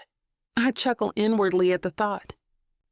If someone told me years ago I'd be lusting after Vic Andrews and feel fluttery at the thought of him as my husband, I'd have told them they were bound for the asylum. But here I am, lusting after Vic Andrews and feeling all fluttery calling him as my husband. However, as I take in his attire one more time, I realize he's going out to work. The panic and dread gnawing inside me is like cold water dousing my arousal. Vic glances at me in that moment and smiles, only to frown at my stricken expression. Snatching his tie from the end of the bed, he strides to me and touches my forehead. "Mimi, are you okay? You look pale." He studies my face with brows furrowed in concern, making my heart melt at his thoughtfulness. I don't answer. Instead, I take the article of clothing from his hand and proceed to tie his tie for him. "You don't have to do that, Mimi," he murmurs softly, but doesn't make any move to stop me. I can feel his minty breath fanning my face, warning me that our proximity from each other is closer than I thought. "I want to," I whisper, not looking up at him and focusing on my task as I secure his tie with shaking fingers. A big hand engulfs mine, and I feel his other hand cup my face, tilting my head up so our eyes meet. Dark brown meets hazel. "What's wrong, Mimi?" I fight off the urge to tell him. He'll think I'm being paranoid and stupid, that I'm worrying over nothing. But when he gently squeezes my chin, I know I can't not tell him. I sigh. I don't want you to go to work. I have a bad feeling about today, Vic. I can feel it. Please don't go." I brace myself for the smirk, the mockery in his eyes. But instead, Vic's eyes soften and gentle, and I realize I am being stupid. This is Vic, and my Vic would never dismiss my feelings because he understands me more than anyone else in the world. Kissing my forehead, he links our hands together. "Oh, baby, I understand your worry with Terry on the loose. I wish I could stay home with you and Jay, but I have to go. The client will be on site today, and he might ask some questions only I can provide." I nod reluctantly. I don't want to ruin his job if, at the end of the day, my worries are for nothing. "I'll help you get ready and see you out." "That would be wonderful, wife," he teases, leaning down and pressing a soft kiss on my lips. Before the clock strikes 8 that morning, Vic finishes breakfast, does a bit of roughhousing with Jay, not caring about his expensive and smart attire, kisses me goodbye and is out of the house and into his car. All the while, I feel the phantom hands of dread seizing my throat, slowly squeezing and suffocating me. Watching Vic's car disappear from view, The storm clouds of apprehension are rolling in fast, and I don't know how to stop it. Deciding I won't let my fears control me, I end up joining Jay in front of the TV, which is airing an episode of SpongeBob SquarePants. Terry is still out there somewhere, and Vic and I agreed that Jay would be staying at home for the time being. I don't want to give Terry the chance to get his hands on our boy. Our boy. Jay is now mine and Vic's. I know Vic cares for my son, but actually seeing how much he cares after my son's admission about Terry's neglect, I discovered how deeply Vic's affections are for him. A smile forms on my lips at the fact. My heart fluttering and the disturbing feeling vanishes even just for a little bit. After 3 hours of nautical nonsense, mulling over my life and future with Vic in it, and the occasional conversation with Jay about the show, a piece of breaking news appears right before SpongeBob can say, "I'm ready." Jay groans in frustration, and I chuckle. I take it 3 hours of SpongeBob is not enough. My voice fades as snippets of the news reach my ears. Company has suffered when a 10-wheeler truck bulldozed one of the construction sites they're working on. The suspect, Terry Colton, who was driving the truck, was immediately apprehended by people in the vicinity before police took him into custody. There are currently 20 wounded, 5 of which are critical and 16 still missing under the rubble. I freeze while Jay talks about SpongeBob, but I don't hear him over the buzzing in my ears. The fact that Vic's company and Terry's name are in the same news piece unleashes the storm of dread over me. Terry bulldozed a construction site. Vic is stationed at that site. People are wounded. The words drift through my head again and again. Vic went to work, and he might be hurt, missing, or worse, dead right now. I can't believe that. I won't believe it. The thought of not having Vic in my life is inconceivable. He has always been by my side, always there with a smile, a comforting hug, or a sweet word or two. He can't be gone. He can't be now that I've realized I'm in love with him. I suck in a sharp breath at the discovery. I love him. I really am in love with Vic Andrews, my best friend, my husband. All those years I took him for granted, and now he might be lost to us forever, and I never told him how I feel. It wasn't until I feel Jay's hand on my wet cheek that I realize I'm crying and sitting stock still while my eyes are on the TV with a happy SpongeBob in it. "Mom, why are you crying? You're freaking me out?" Jay asks shakily. I turn to see tears streaming down his face and my heart crumbles in my chest, knowing our little boy will be devastated if... I refuse to think about it. I need to go. I need to find Vic and tell him I love him, that I can't live without him, that Jay and I will be lost and destroyed without him. I gently cup my son's face in my hands and wipe his tears with my thumbs. "I have to go do something important, baby. Do you mind hanging out with Aunt Matilda while I check on some things?" As soon as Jay nods his assent, I don't waste any more time. Jay is packed, ready for an overnight just in case, and dropped off with my Aunt Matilda, who welcomed the boy with open arms while I sped to the hospital before the clock struck 12, like Cinderella. Only this Cinderella is running to be beside her prince, and she's never going to let him go. Chapter 15. Vic. A huge smile spreads across my face as soon as I close the door. I can't help but be childishly proud that Miriam did my necktie. The moment our faces got close to each other, it took a lot of control to stop myself from making love to her right then and there. Until now, despite already sleeping together, I'm afraid Miriam will eventually realize she doesn't love me after all. I don't mind. I've waited for her for 10 whole years, and now we're married. There's no turning back. Miriam is concerned about my safety, and it makes my heart beats fast. I can't help but be happy Miriam also worries about me. If only I'm not needed at the construction site. I prefer to stay home and be with Miriam and Jay. It's scorching hot, but bearable when I arrive. It seems like a normal day, but the fear in Miriam prevent me from taking everything easily. Miriam's instincts are rarely wrong, especially with Terry still on the loose. I need to be extra careful. Mac trudges toward my direction and greets me warmly. "How's the first night?" he teases. I wink. "Best night ever." Mac chuckles and gives me an update on the project. The client is already in the office outside the construction site. Elliot did the honor of briefing Mr. Barrymore on the timeline as they waited for me to arrive. So far, we're already halfway through the project. Miriam has always been there to celebrate with me when I complete a project. I can't wait to celebrate with her and Jay now as a family. I look at the building standing in front of me. After 6 more months, an exquisite hotel will be standing here to welcome thousands of guests. Mr. Barry wants it to be recognized as one of the best hotels in the world. The pressure is on me, but I'm taking it as a challenge. Besides, ever since I was young, I've loved to design and build things. I'm lucky to have Miriam by my side. My inspiration has always been her.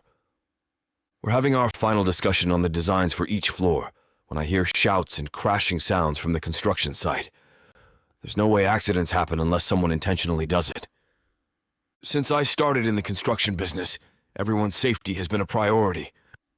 Mr. Barry gave me the project because he knows how particular I am when it comes to safety protocols.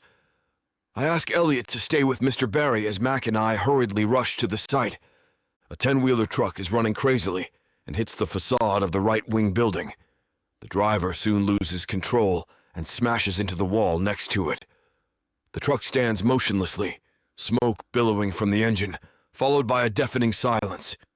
Only the moans of the injured and the engine's roar can be heard. 2 of our masons immediately climb to the truck to pull the driver out. I can't help but burst in anger as soon as I recognize the bastard's face. His face is covered in blood, but he's alive. Terry grunts when one of the masons pulls him up and pins his bloody face to the side of the truck. I run toward him, tugging his left shoulder and giving him a punch in the face. Mac immediately pulls me away from him. "You! How dare you kill innocent men! And for what? For what?" I shout, without thinking of what the people around me will say. "Mr. Barry is here. You don't want him to see you this way," Max says, struggling to stop me from doing the worst. "The police are here. Let them handle him. Let's focus on the wounded first." I loosen my fist and take a last look at Terry. Mac is right. There are lives in danger because of Terry, and they must come first. I'll deal with him later and make sure his stupid behind pays. Police and sirens loudly echo throughout the site. They immediately take Terry and throw him in the back seat, his wrists in shackles. The dead, bloody, and wounded bodies scattered in the site don't bother him. Somehow it scares me to see him this way. The police ask me to come with them as a witness and to file a case against him. I don't hesitate and immediately follow them. Terry is not in his right mind. It's like he's a totally different person. Mac insists on coming with me. He knows I'll need someone to stop me from doing anything stupid. He knows I have a lot of patience and self-control, but not this time. I'm just relieved Miriam is safely in the house with Jay. Terry is placed in a cell as soon as we arrive, and I immediately file a case against him. I ask Elliot to get the video from the CCTV as evidence that Terry is the one who caused the accident. Multiple homicide and trespassing will be filed against him. I visit Terry in his cell. He's leaning on the wall facing the ceiling. Before I can speak a word, he smiles and starts giggling. "Miriam is mine. I'll destroy you, Andrews," Terry mumbles. "No, Terry. Miriam deserves to be happy. I'll do anything to protect her and make sure you stay in prison for the rest of your life." Terry doesn't respond and just keeps mumbling about getting revenge on me. There's no way to get anything out of him. No matter how much I punch or insult him to wake him from his delirium, there's no use. I head back to the office and sign the documents that will send him to prison for the rest of this life. The emergency room is in chaos. Blood is everywhere. There are wounded waiting for their turn to be treated. 2 of our electricians are sent to the operating room, one of whom might lose one of their feet. One doctor tells us that one of our engineers is dead on arrival. I worked with him for 5 years, and his work never failed me. He was also loved by his family, and his daughter had just gotten pregnant. I remembered how excited he was. But he won't have a chance to see his grandchild now. Others have minor bruises and cuts. One of our electricians needs to be intubated, his family crying helplessly at the entrance of the emergency room. I approach them and try to comfort them, although I know my words will be useless. Elliot approaches and informs me that 5 of our men died. I ask him to help get everyone's details so we can assist them in any hospital and burial expenses. The money won't compensate for the lives lost, but it's all I can do for now. The images in front of me weakens my heart, but I have to be strong. We've lost so many good men. Then a familiar face catches my attention in the crowd, the only person who can ease the pain I'm feeling. Miriam's face is worried, but is still as beautiful as ever. She's staring at me, her hazelnut eyes red from crying. She stops in her tracks for a few seconds before immediately running to my direction. "Vic! Vic! Vic!" she calls. As soon as I hear my name, I rush toward her. She throws herself at me and gives me a kiss that I'll never forget. Chapter 16. Miriam. I burst through the hospital, fear gripping me in its clutches, having never seen so many people and so much blood in my life. Gurneys with the wounded are being wheeled all over the place. Shouts and orders swirl around me. It takes everything in me not to break down. I steel myself as I run to the hospital lounge, hoping someone will give me some answers. As I approach, I overhear some of the doctors and nurses conversing as they attend to their patients. It seems the accident has caused more victims than the hospital can handle. They can't accommodate tens of people at the same time, and they have to transfer some of the wounded to another one. My worry grows, gnawing a good chunk in the pit of my stomach. What if Vic is one of the wounded, who has to be transferred to another hospital? How can I find him now? A nurse passes by, and I immediately grab her attention. "Excuse me, but have you admitted a guy from the accident? He's about 6 feet, undercut hairstyle, light blue dress shirt?" I ask nervously, clasping my shaking hands together and dreading the answer that's about to come. The nurse gives me a harried look, and I want to shake her. I need answers. I don't need pity. "I'm sorry, sweetheart, but you need to be more specific than that. We're swamped. If you'll excuse me, I need to attend to our patients now." Before I can ply her with more questions, she rushes toward an incoming gurney, carrying yet another bloody patient. Her answer only frustrates me further. And though it's a 50-50 chance Vic is alive and okay, I'm taking it nonetheless. I will find Vic even if it's the last thing I do. Another nurse passes by, and I quickly follow her, repeating the question I asked the previous nurse. This one, however, just snubs me, brushing my questions off like a gnat. I don't let that get to me and decide to continue. Around 10 minutes later, no matter how much I ask the doctors and nurses running around the place, no one helps. Not only do patients keep coming through the doors, the hospital is short on staff to accommodate the wounded properly.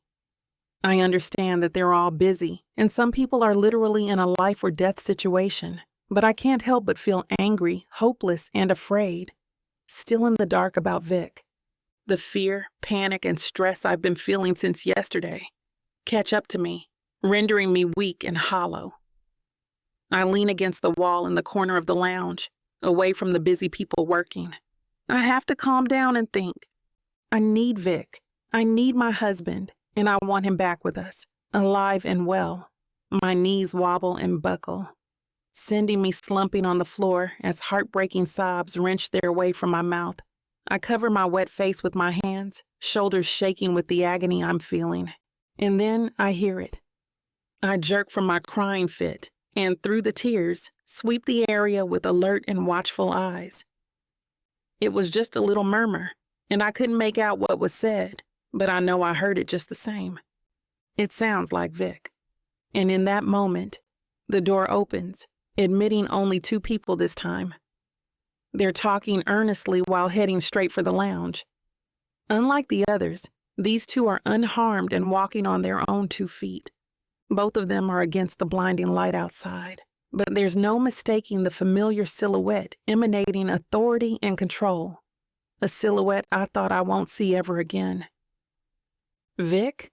I whisper absently as I fight to get my legs working enough to do something as simple as standing up.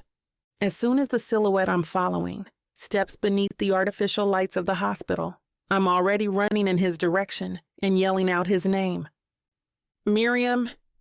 He manages to ask before letting out an oomph as I throw myself into his arms and kiss him with all my heart, urgently and wildly. I hear someone clear their throat, which makes Vic pull away from me. I keep my attention on him. "Vic, you're here. You're alive. Thank God. I thought you were with the truck."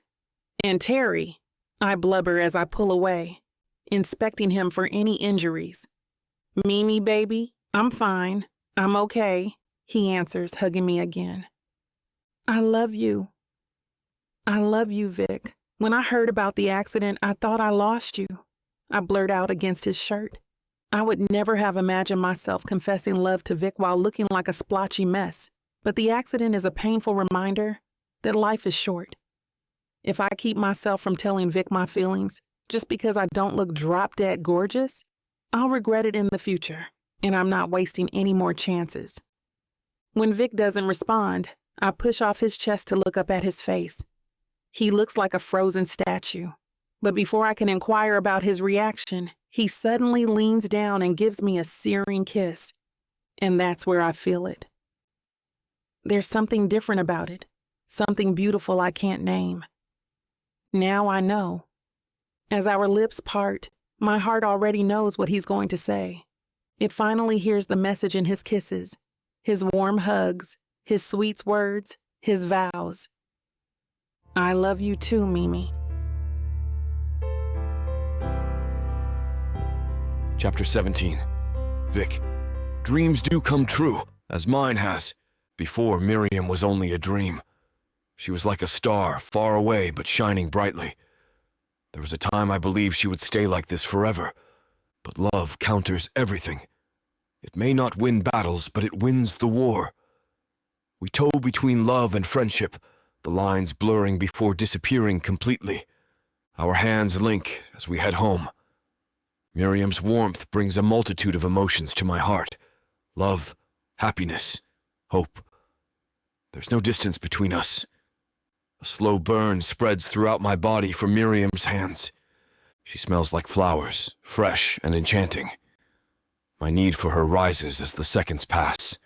I'm losing my rationality as she leans against me. "Jay's asleep," Miriam says. Our eyes connect, and something snaps into place. Without thinking about it, my lips meet hers.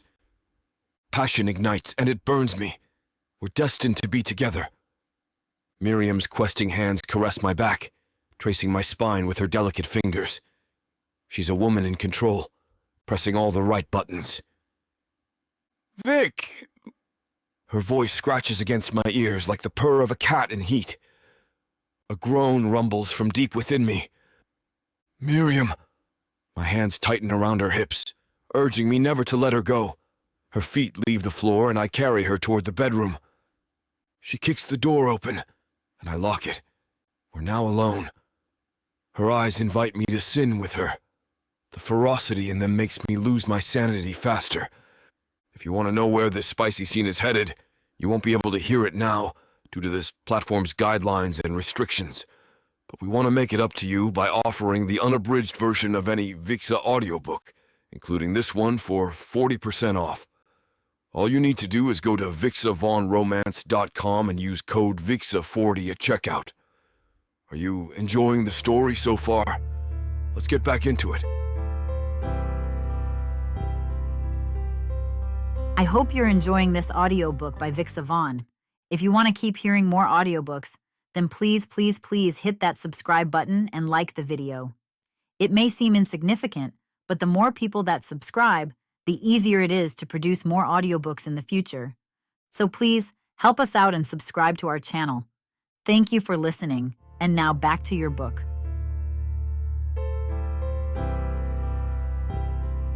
Chapter 18. Miriam. Vic has stayed with me ever since high school. I once thought of Vic as more than a friend, but I shrugged the feeling off. Our friendship deserved better, or so I thought, and I buried the idea from my mind. But now I realize that our friendship is the foundation for the relationship we have now. No matter what happens, I know Vic will always be there to support and cheer for me. But I was so used to him being there that if not for the tragic incident caused by Terry, I will never realize how much I love him. The light from the window wakes me up from sleep. I can still taste Vic's fresh minty breath from my lips. I can't help but smile as I try to remember how we passionately made love last night.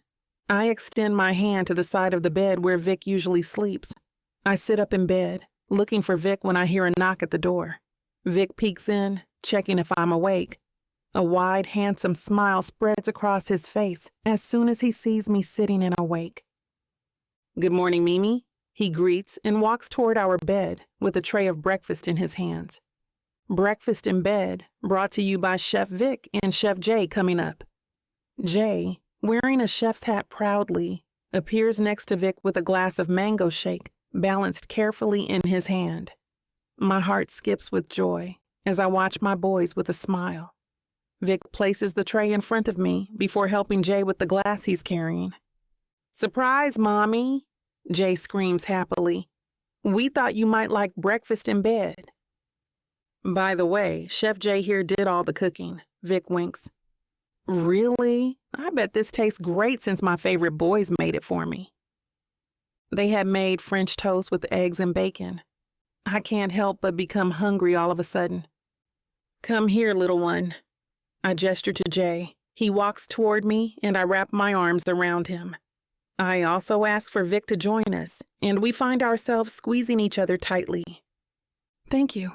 I really like it," I say, cherishing both Vic's and Jay's warmth.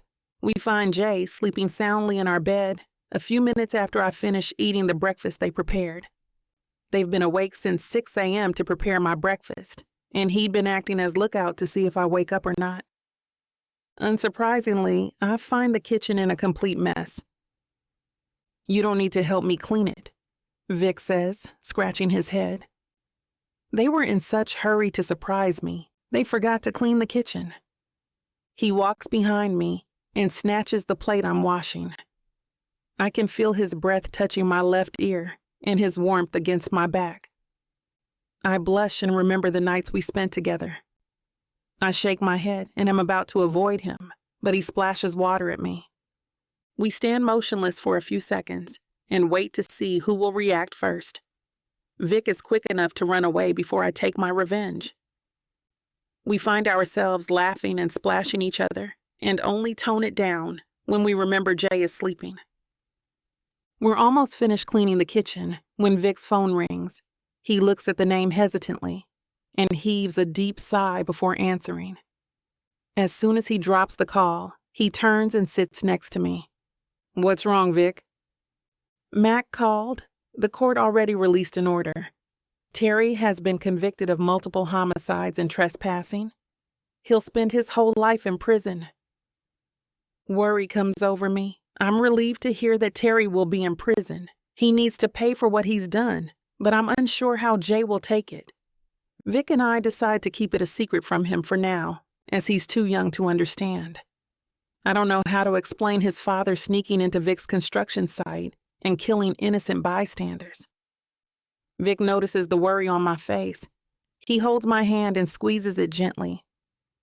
"You don't have to worry about Jay," Vic says, staring at me with his warm eyes. "I'll be with you when you decide to tell him everything." How can I not love Vic even more each day? The days go by, and Jay doesn't ask about his father. I choose not to introduce the topic in case I slip a word about Terry's imprisonment. I'm filled with worry every time, although Vic always arrives to ease my anxiety. Since the day we became husband and wife, Vic doesn't miss a day taking me to work. He also brings Jay to school every day and fetches us both in the afternoon. Every time I see them together, I can't help but realize how blessed I am to have them by my side. Vic manages to surprise me many times over the past few days. The other day, he left a love note on my desk like a high school kid. A bouquet of flowers also arrived at my desk the following day.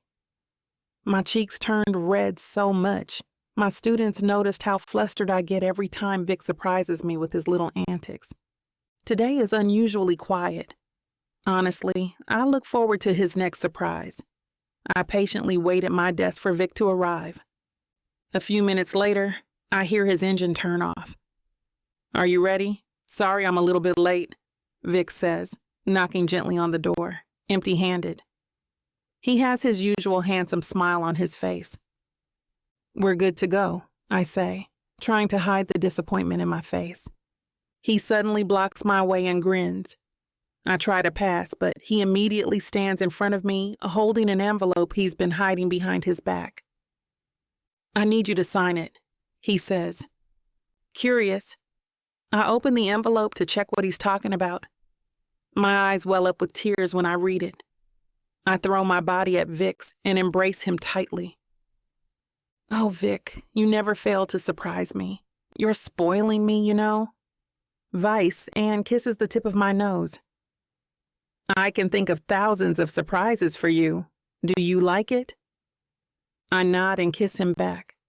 The best surprise. "Let's have dinner before we go home." "How about Jay?" I ask, stopping in my tracks. He winks. "Don't worry about Jay. We had a man-to-man talk and he agreed to a happy meal in exchange for a date with you." I let out a laugh. The more Vic and Jay spend time with each other, the more their bond becomes stronger. I'm sure they'll get into more hijinks in the future. Vic takes my bag and carries it with him. He slips his arm around my waist and doesn't let go until we reach his car. Jay's 6th birthday is coming up. Why don't we surprise him too? Jay will be very happy to know you officially adopted him. I agree, holding his warm hand tight. How about we have a trip to Disneyland? Or does Jay prefer to have a party with his friends instead? Vic asks excitedly as we drive away. Judging by his enthusiasm, he's more excited than Jay will be. I can't help but notice the gleam in his eyes. You know he likes spending his birthday with his mommy and daddy more. Then it's settled.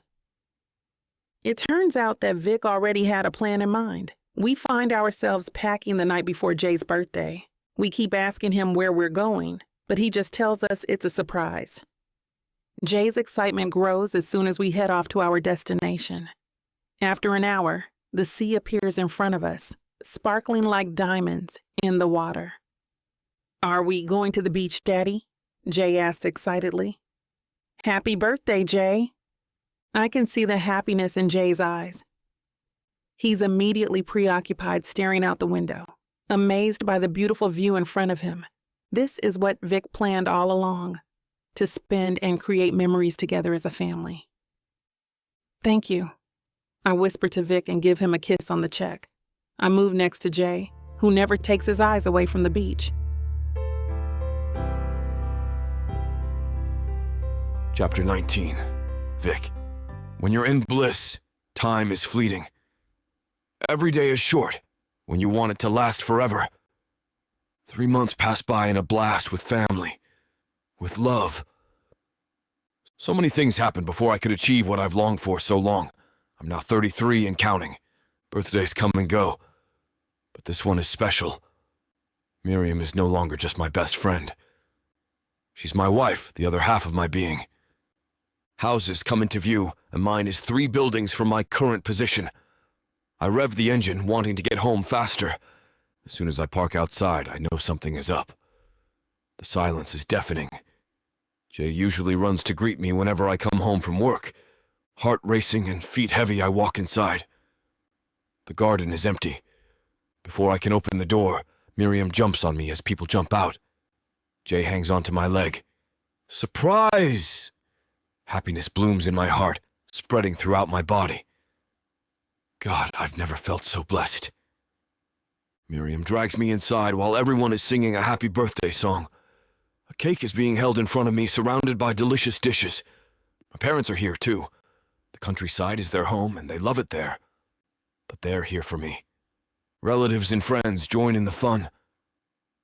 Perfection doesn't describe this moment. Their loud voices and laughter warm my heart, adding flavor to my life. One by one, they give me gifts.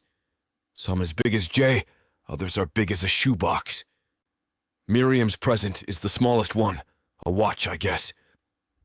Open it, Miriam urges. Let us see. Everyone chimes in, raising their voices. Damn, my cheeks hurt from smiling so much. Slowly, I untie the red ribbon, then I open the lid. The world stops turning for a moment, and every bit of me focuses on the gift. A gift from God. From Miriam. My head snaps to her, tears flowing down my cheeks. Miriam, is this real? Shaking, I grab her hand. She nods. Oh God, I'm going to be a dad!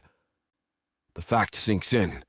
Jumping and shouting in joy, I pick her up and raise her in the air. Oh, let me go. How can you carry me like this? Miriam tenderly slaps my arm. Our guests cheer us on. My parents have tears in their eyes. This birthday is even more perfect than I ever expected. The memory will stay with me forever. The guests leave, and Jay is now asleep. Miriam lies in my arms as we gaze at the stars. The night breeze is getting colder. I hug her tightly and tuck her close to my heart. Would you like a boy or a girl? Miriam asks, locking gazes with me. It doesn't matter as long as he or she looks like you, I say. Nothing is more important to me than my wife and baby. Doesn't matter what the child is. My love for my family is forever. It's deeply rooted within me. What if the kid looks like you? Miriam leans on her elbow, her face only a hair's breadth from mine. We'll keep making one until he or she looks like you, I say as I roll us over. We're near the pool, covered by shrubbery and vines. No one is in sight. The night is so deep our neighbors have fallen asleep. Wicked imagination fills my mind. My hands work on its own, snaking under Miriam's dress. Oh, her back arches. Not here. Are you up for an adventure? I caress her ear with my tongue, blowing air inside. Miriam shivers and holds on to my shoulders. Please. The begging tone of her voice ignites my lust. Lips like cherry beckon me for a taste, and I do. Our tongues melt against each other, embracing and giving way. Mine explores hers, and she reciprocates, a mutual understanding of two people in love. Limbs tangle in a passionate mess, hot and bothered. Well, things are heating up again. You know what to do. Go to BWWM to get the dirty details that this platform won't put on the air. I know it sucks, but at least you can get a 40% discount with code VIXA40 to make up for it. Use it while it lasts and apply it to every digital product in your cart. Back to the story. Chapter 20. Miriam. Vic almost falls off the bed when Ethan's cry echoes throughout the whole house. Even I almost jump, but I realize what it is in time. Jay walks to our room and checks on his baby brother. He's only 7 years old, but he's keen on looking after him. It's okay, Jay. We got him, I assure Jay, and he nods before going back to his room to sleep. Ethan got his aquiline nose, bushy brows, and thin lips from his father, while his dimples and black curly hair are from me. He also got his father's hazelnut eyes and thin lips, and he's looking more and more like Vic every day. They say, when your child looks like he's father, it's a measure of how much you love him. And I can't deny I love Vic more each day. A year has passed, and Vic has kept his word to always be there for us. He doesn't run out of surprises. He makes each day count. Although fights between a husband and wife can't be avoided, Vic always humbles himself and approaches me first. Being best friends for how many years? We know each other's personalities, yet living in the same house has allowed me to discover more things about him. Vic immediately carries Ethan in his arms and lulls him back to sleep. It's such a good picture. I walk to his side and offer to take care of Ethan, but he refuses. It's okay, Mimi baby. You're exhausted the whole day taking care of our 2 kids. But you have work early in the morning. Vic shakes his head. It's fine. Besides, I've been so busy these past few days, I've barely had time for them. I already filed for leave so we can have time together after Ethan's christening. I can't help but smile at Vic's words. I always hear him say, family comes first before anything else. No wonder he always makes time for us. I willingly give him the floor and watch them until I fall asleep. Morning comes and Vic gets ready for work early. He comes out of the bathroom. His hair is still wet, and Ethan is soundly asleep in his crib. Good morning, sunshine, he greets. I can see how handsome he is despite the dark circles under his eyes. It's unfair. I've been wearing the same ratty milk-stained shirt for days. I'll make you a quick breakfast, I say, standing up to go downstairs. Thank you, baby. A cup of coffee too, please? My eyelids are failing me, he jokes. I will sprinkle it with love, I tease. Vic enters the kitchen in a few minutes. His hair is brushed sideways and he looks more manly in his red polo shirt. I made him a toasted ham and egg sandwich for breakfast, which he enjoys. Nothing beats waking up to see you every morning, Vic says before walking next to me. He pulls me closer to him, his arms around my waist. I can smell his minty breath. I haven't brushed my teeth yet, I say, suddenly conscious of how disheveled I am. Vic plants his lips to mine, unbothered. I don't care. He kisses me next on the forehead and grabs his briefcase before he leaves. Tell Jay a new Happy Meal character is out. I'll give him one later for being a good boy and taking care of his younger brother, he says before closing the door. Jay will surely not sleep tonight until his father is back. The day of Ethan's christening arrives. It's a private celebration, and only family and a few friends are invited. Vic and Jay are the most excited ones and are dressed in similar white polo shirts. Elliot and Mac willingly offered themselves as godfathers. Elliot will be married this year, while Mac is happy enjoying his bachelor years. I can't help but compare any relationship I have to Miriam and Vic's, Mac jokes. It might be the reason I'm still single. You're just a pain in the butt, man, Elliot teases as he throws his arms on Mac's shoulder. Mac pulls Elliot's arm off and is about to retaliate, but Elliot is quick to avoid him. Vic silently watches the two in amusement. Aunt Matilda sits next to me with Ethan in her arms. Jay is running loose in the garden, playing with my students from the dance school. I think I'll be busy the next few years. Another handsome boy will stay with me when Mommy and Daddy are away, Aunt Matilda says as she plays with Ethan, who's giggling and having fun in her arms.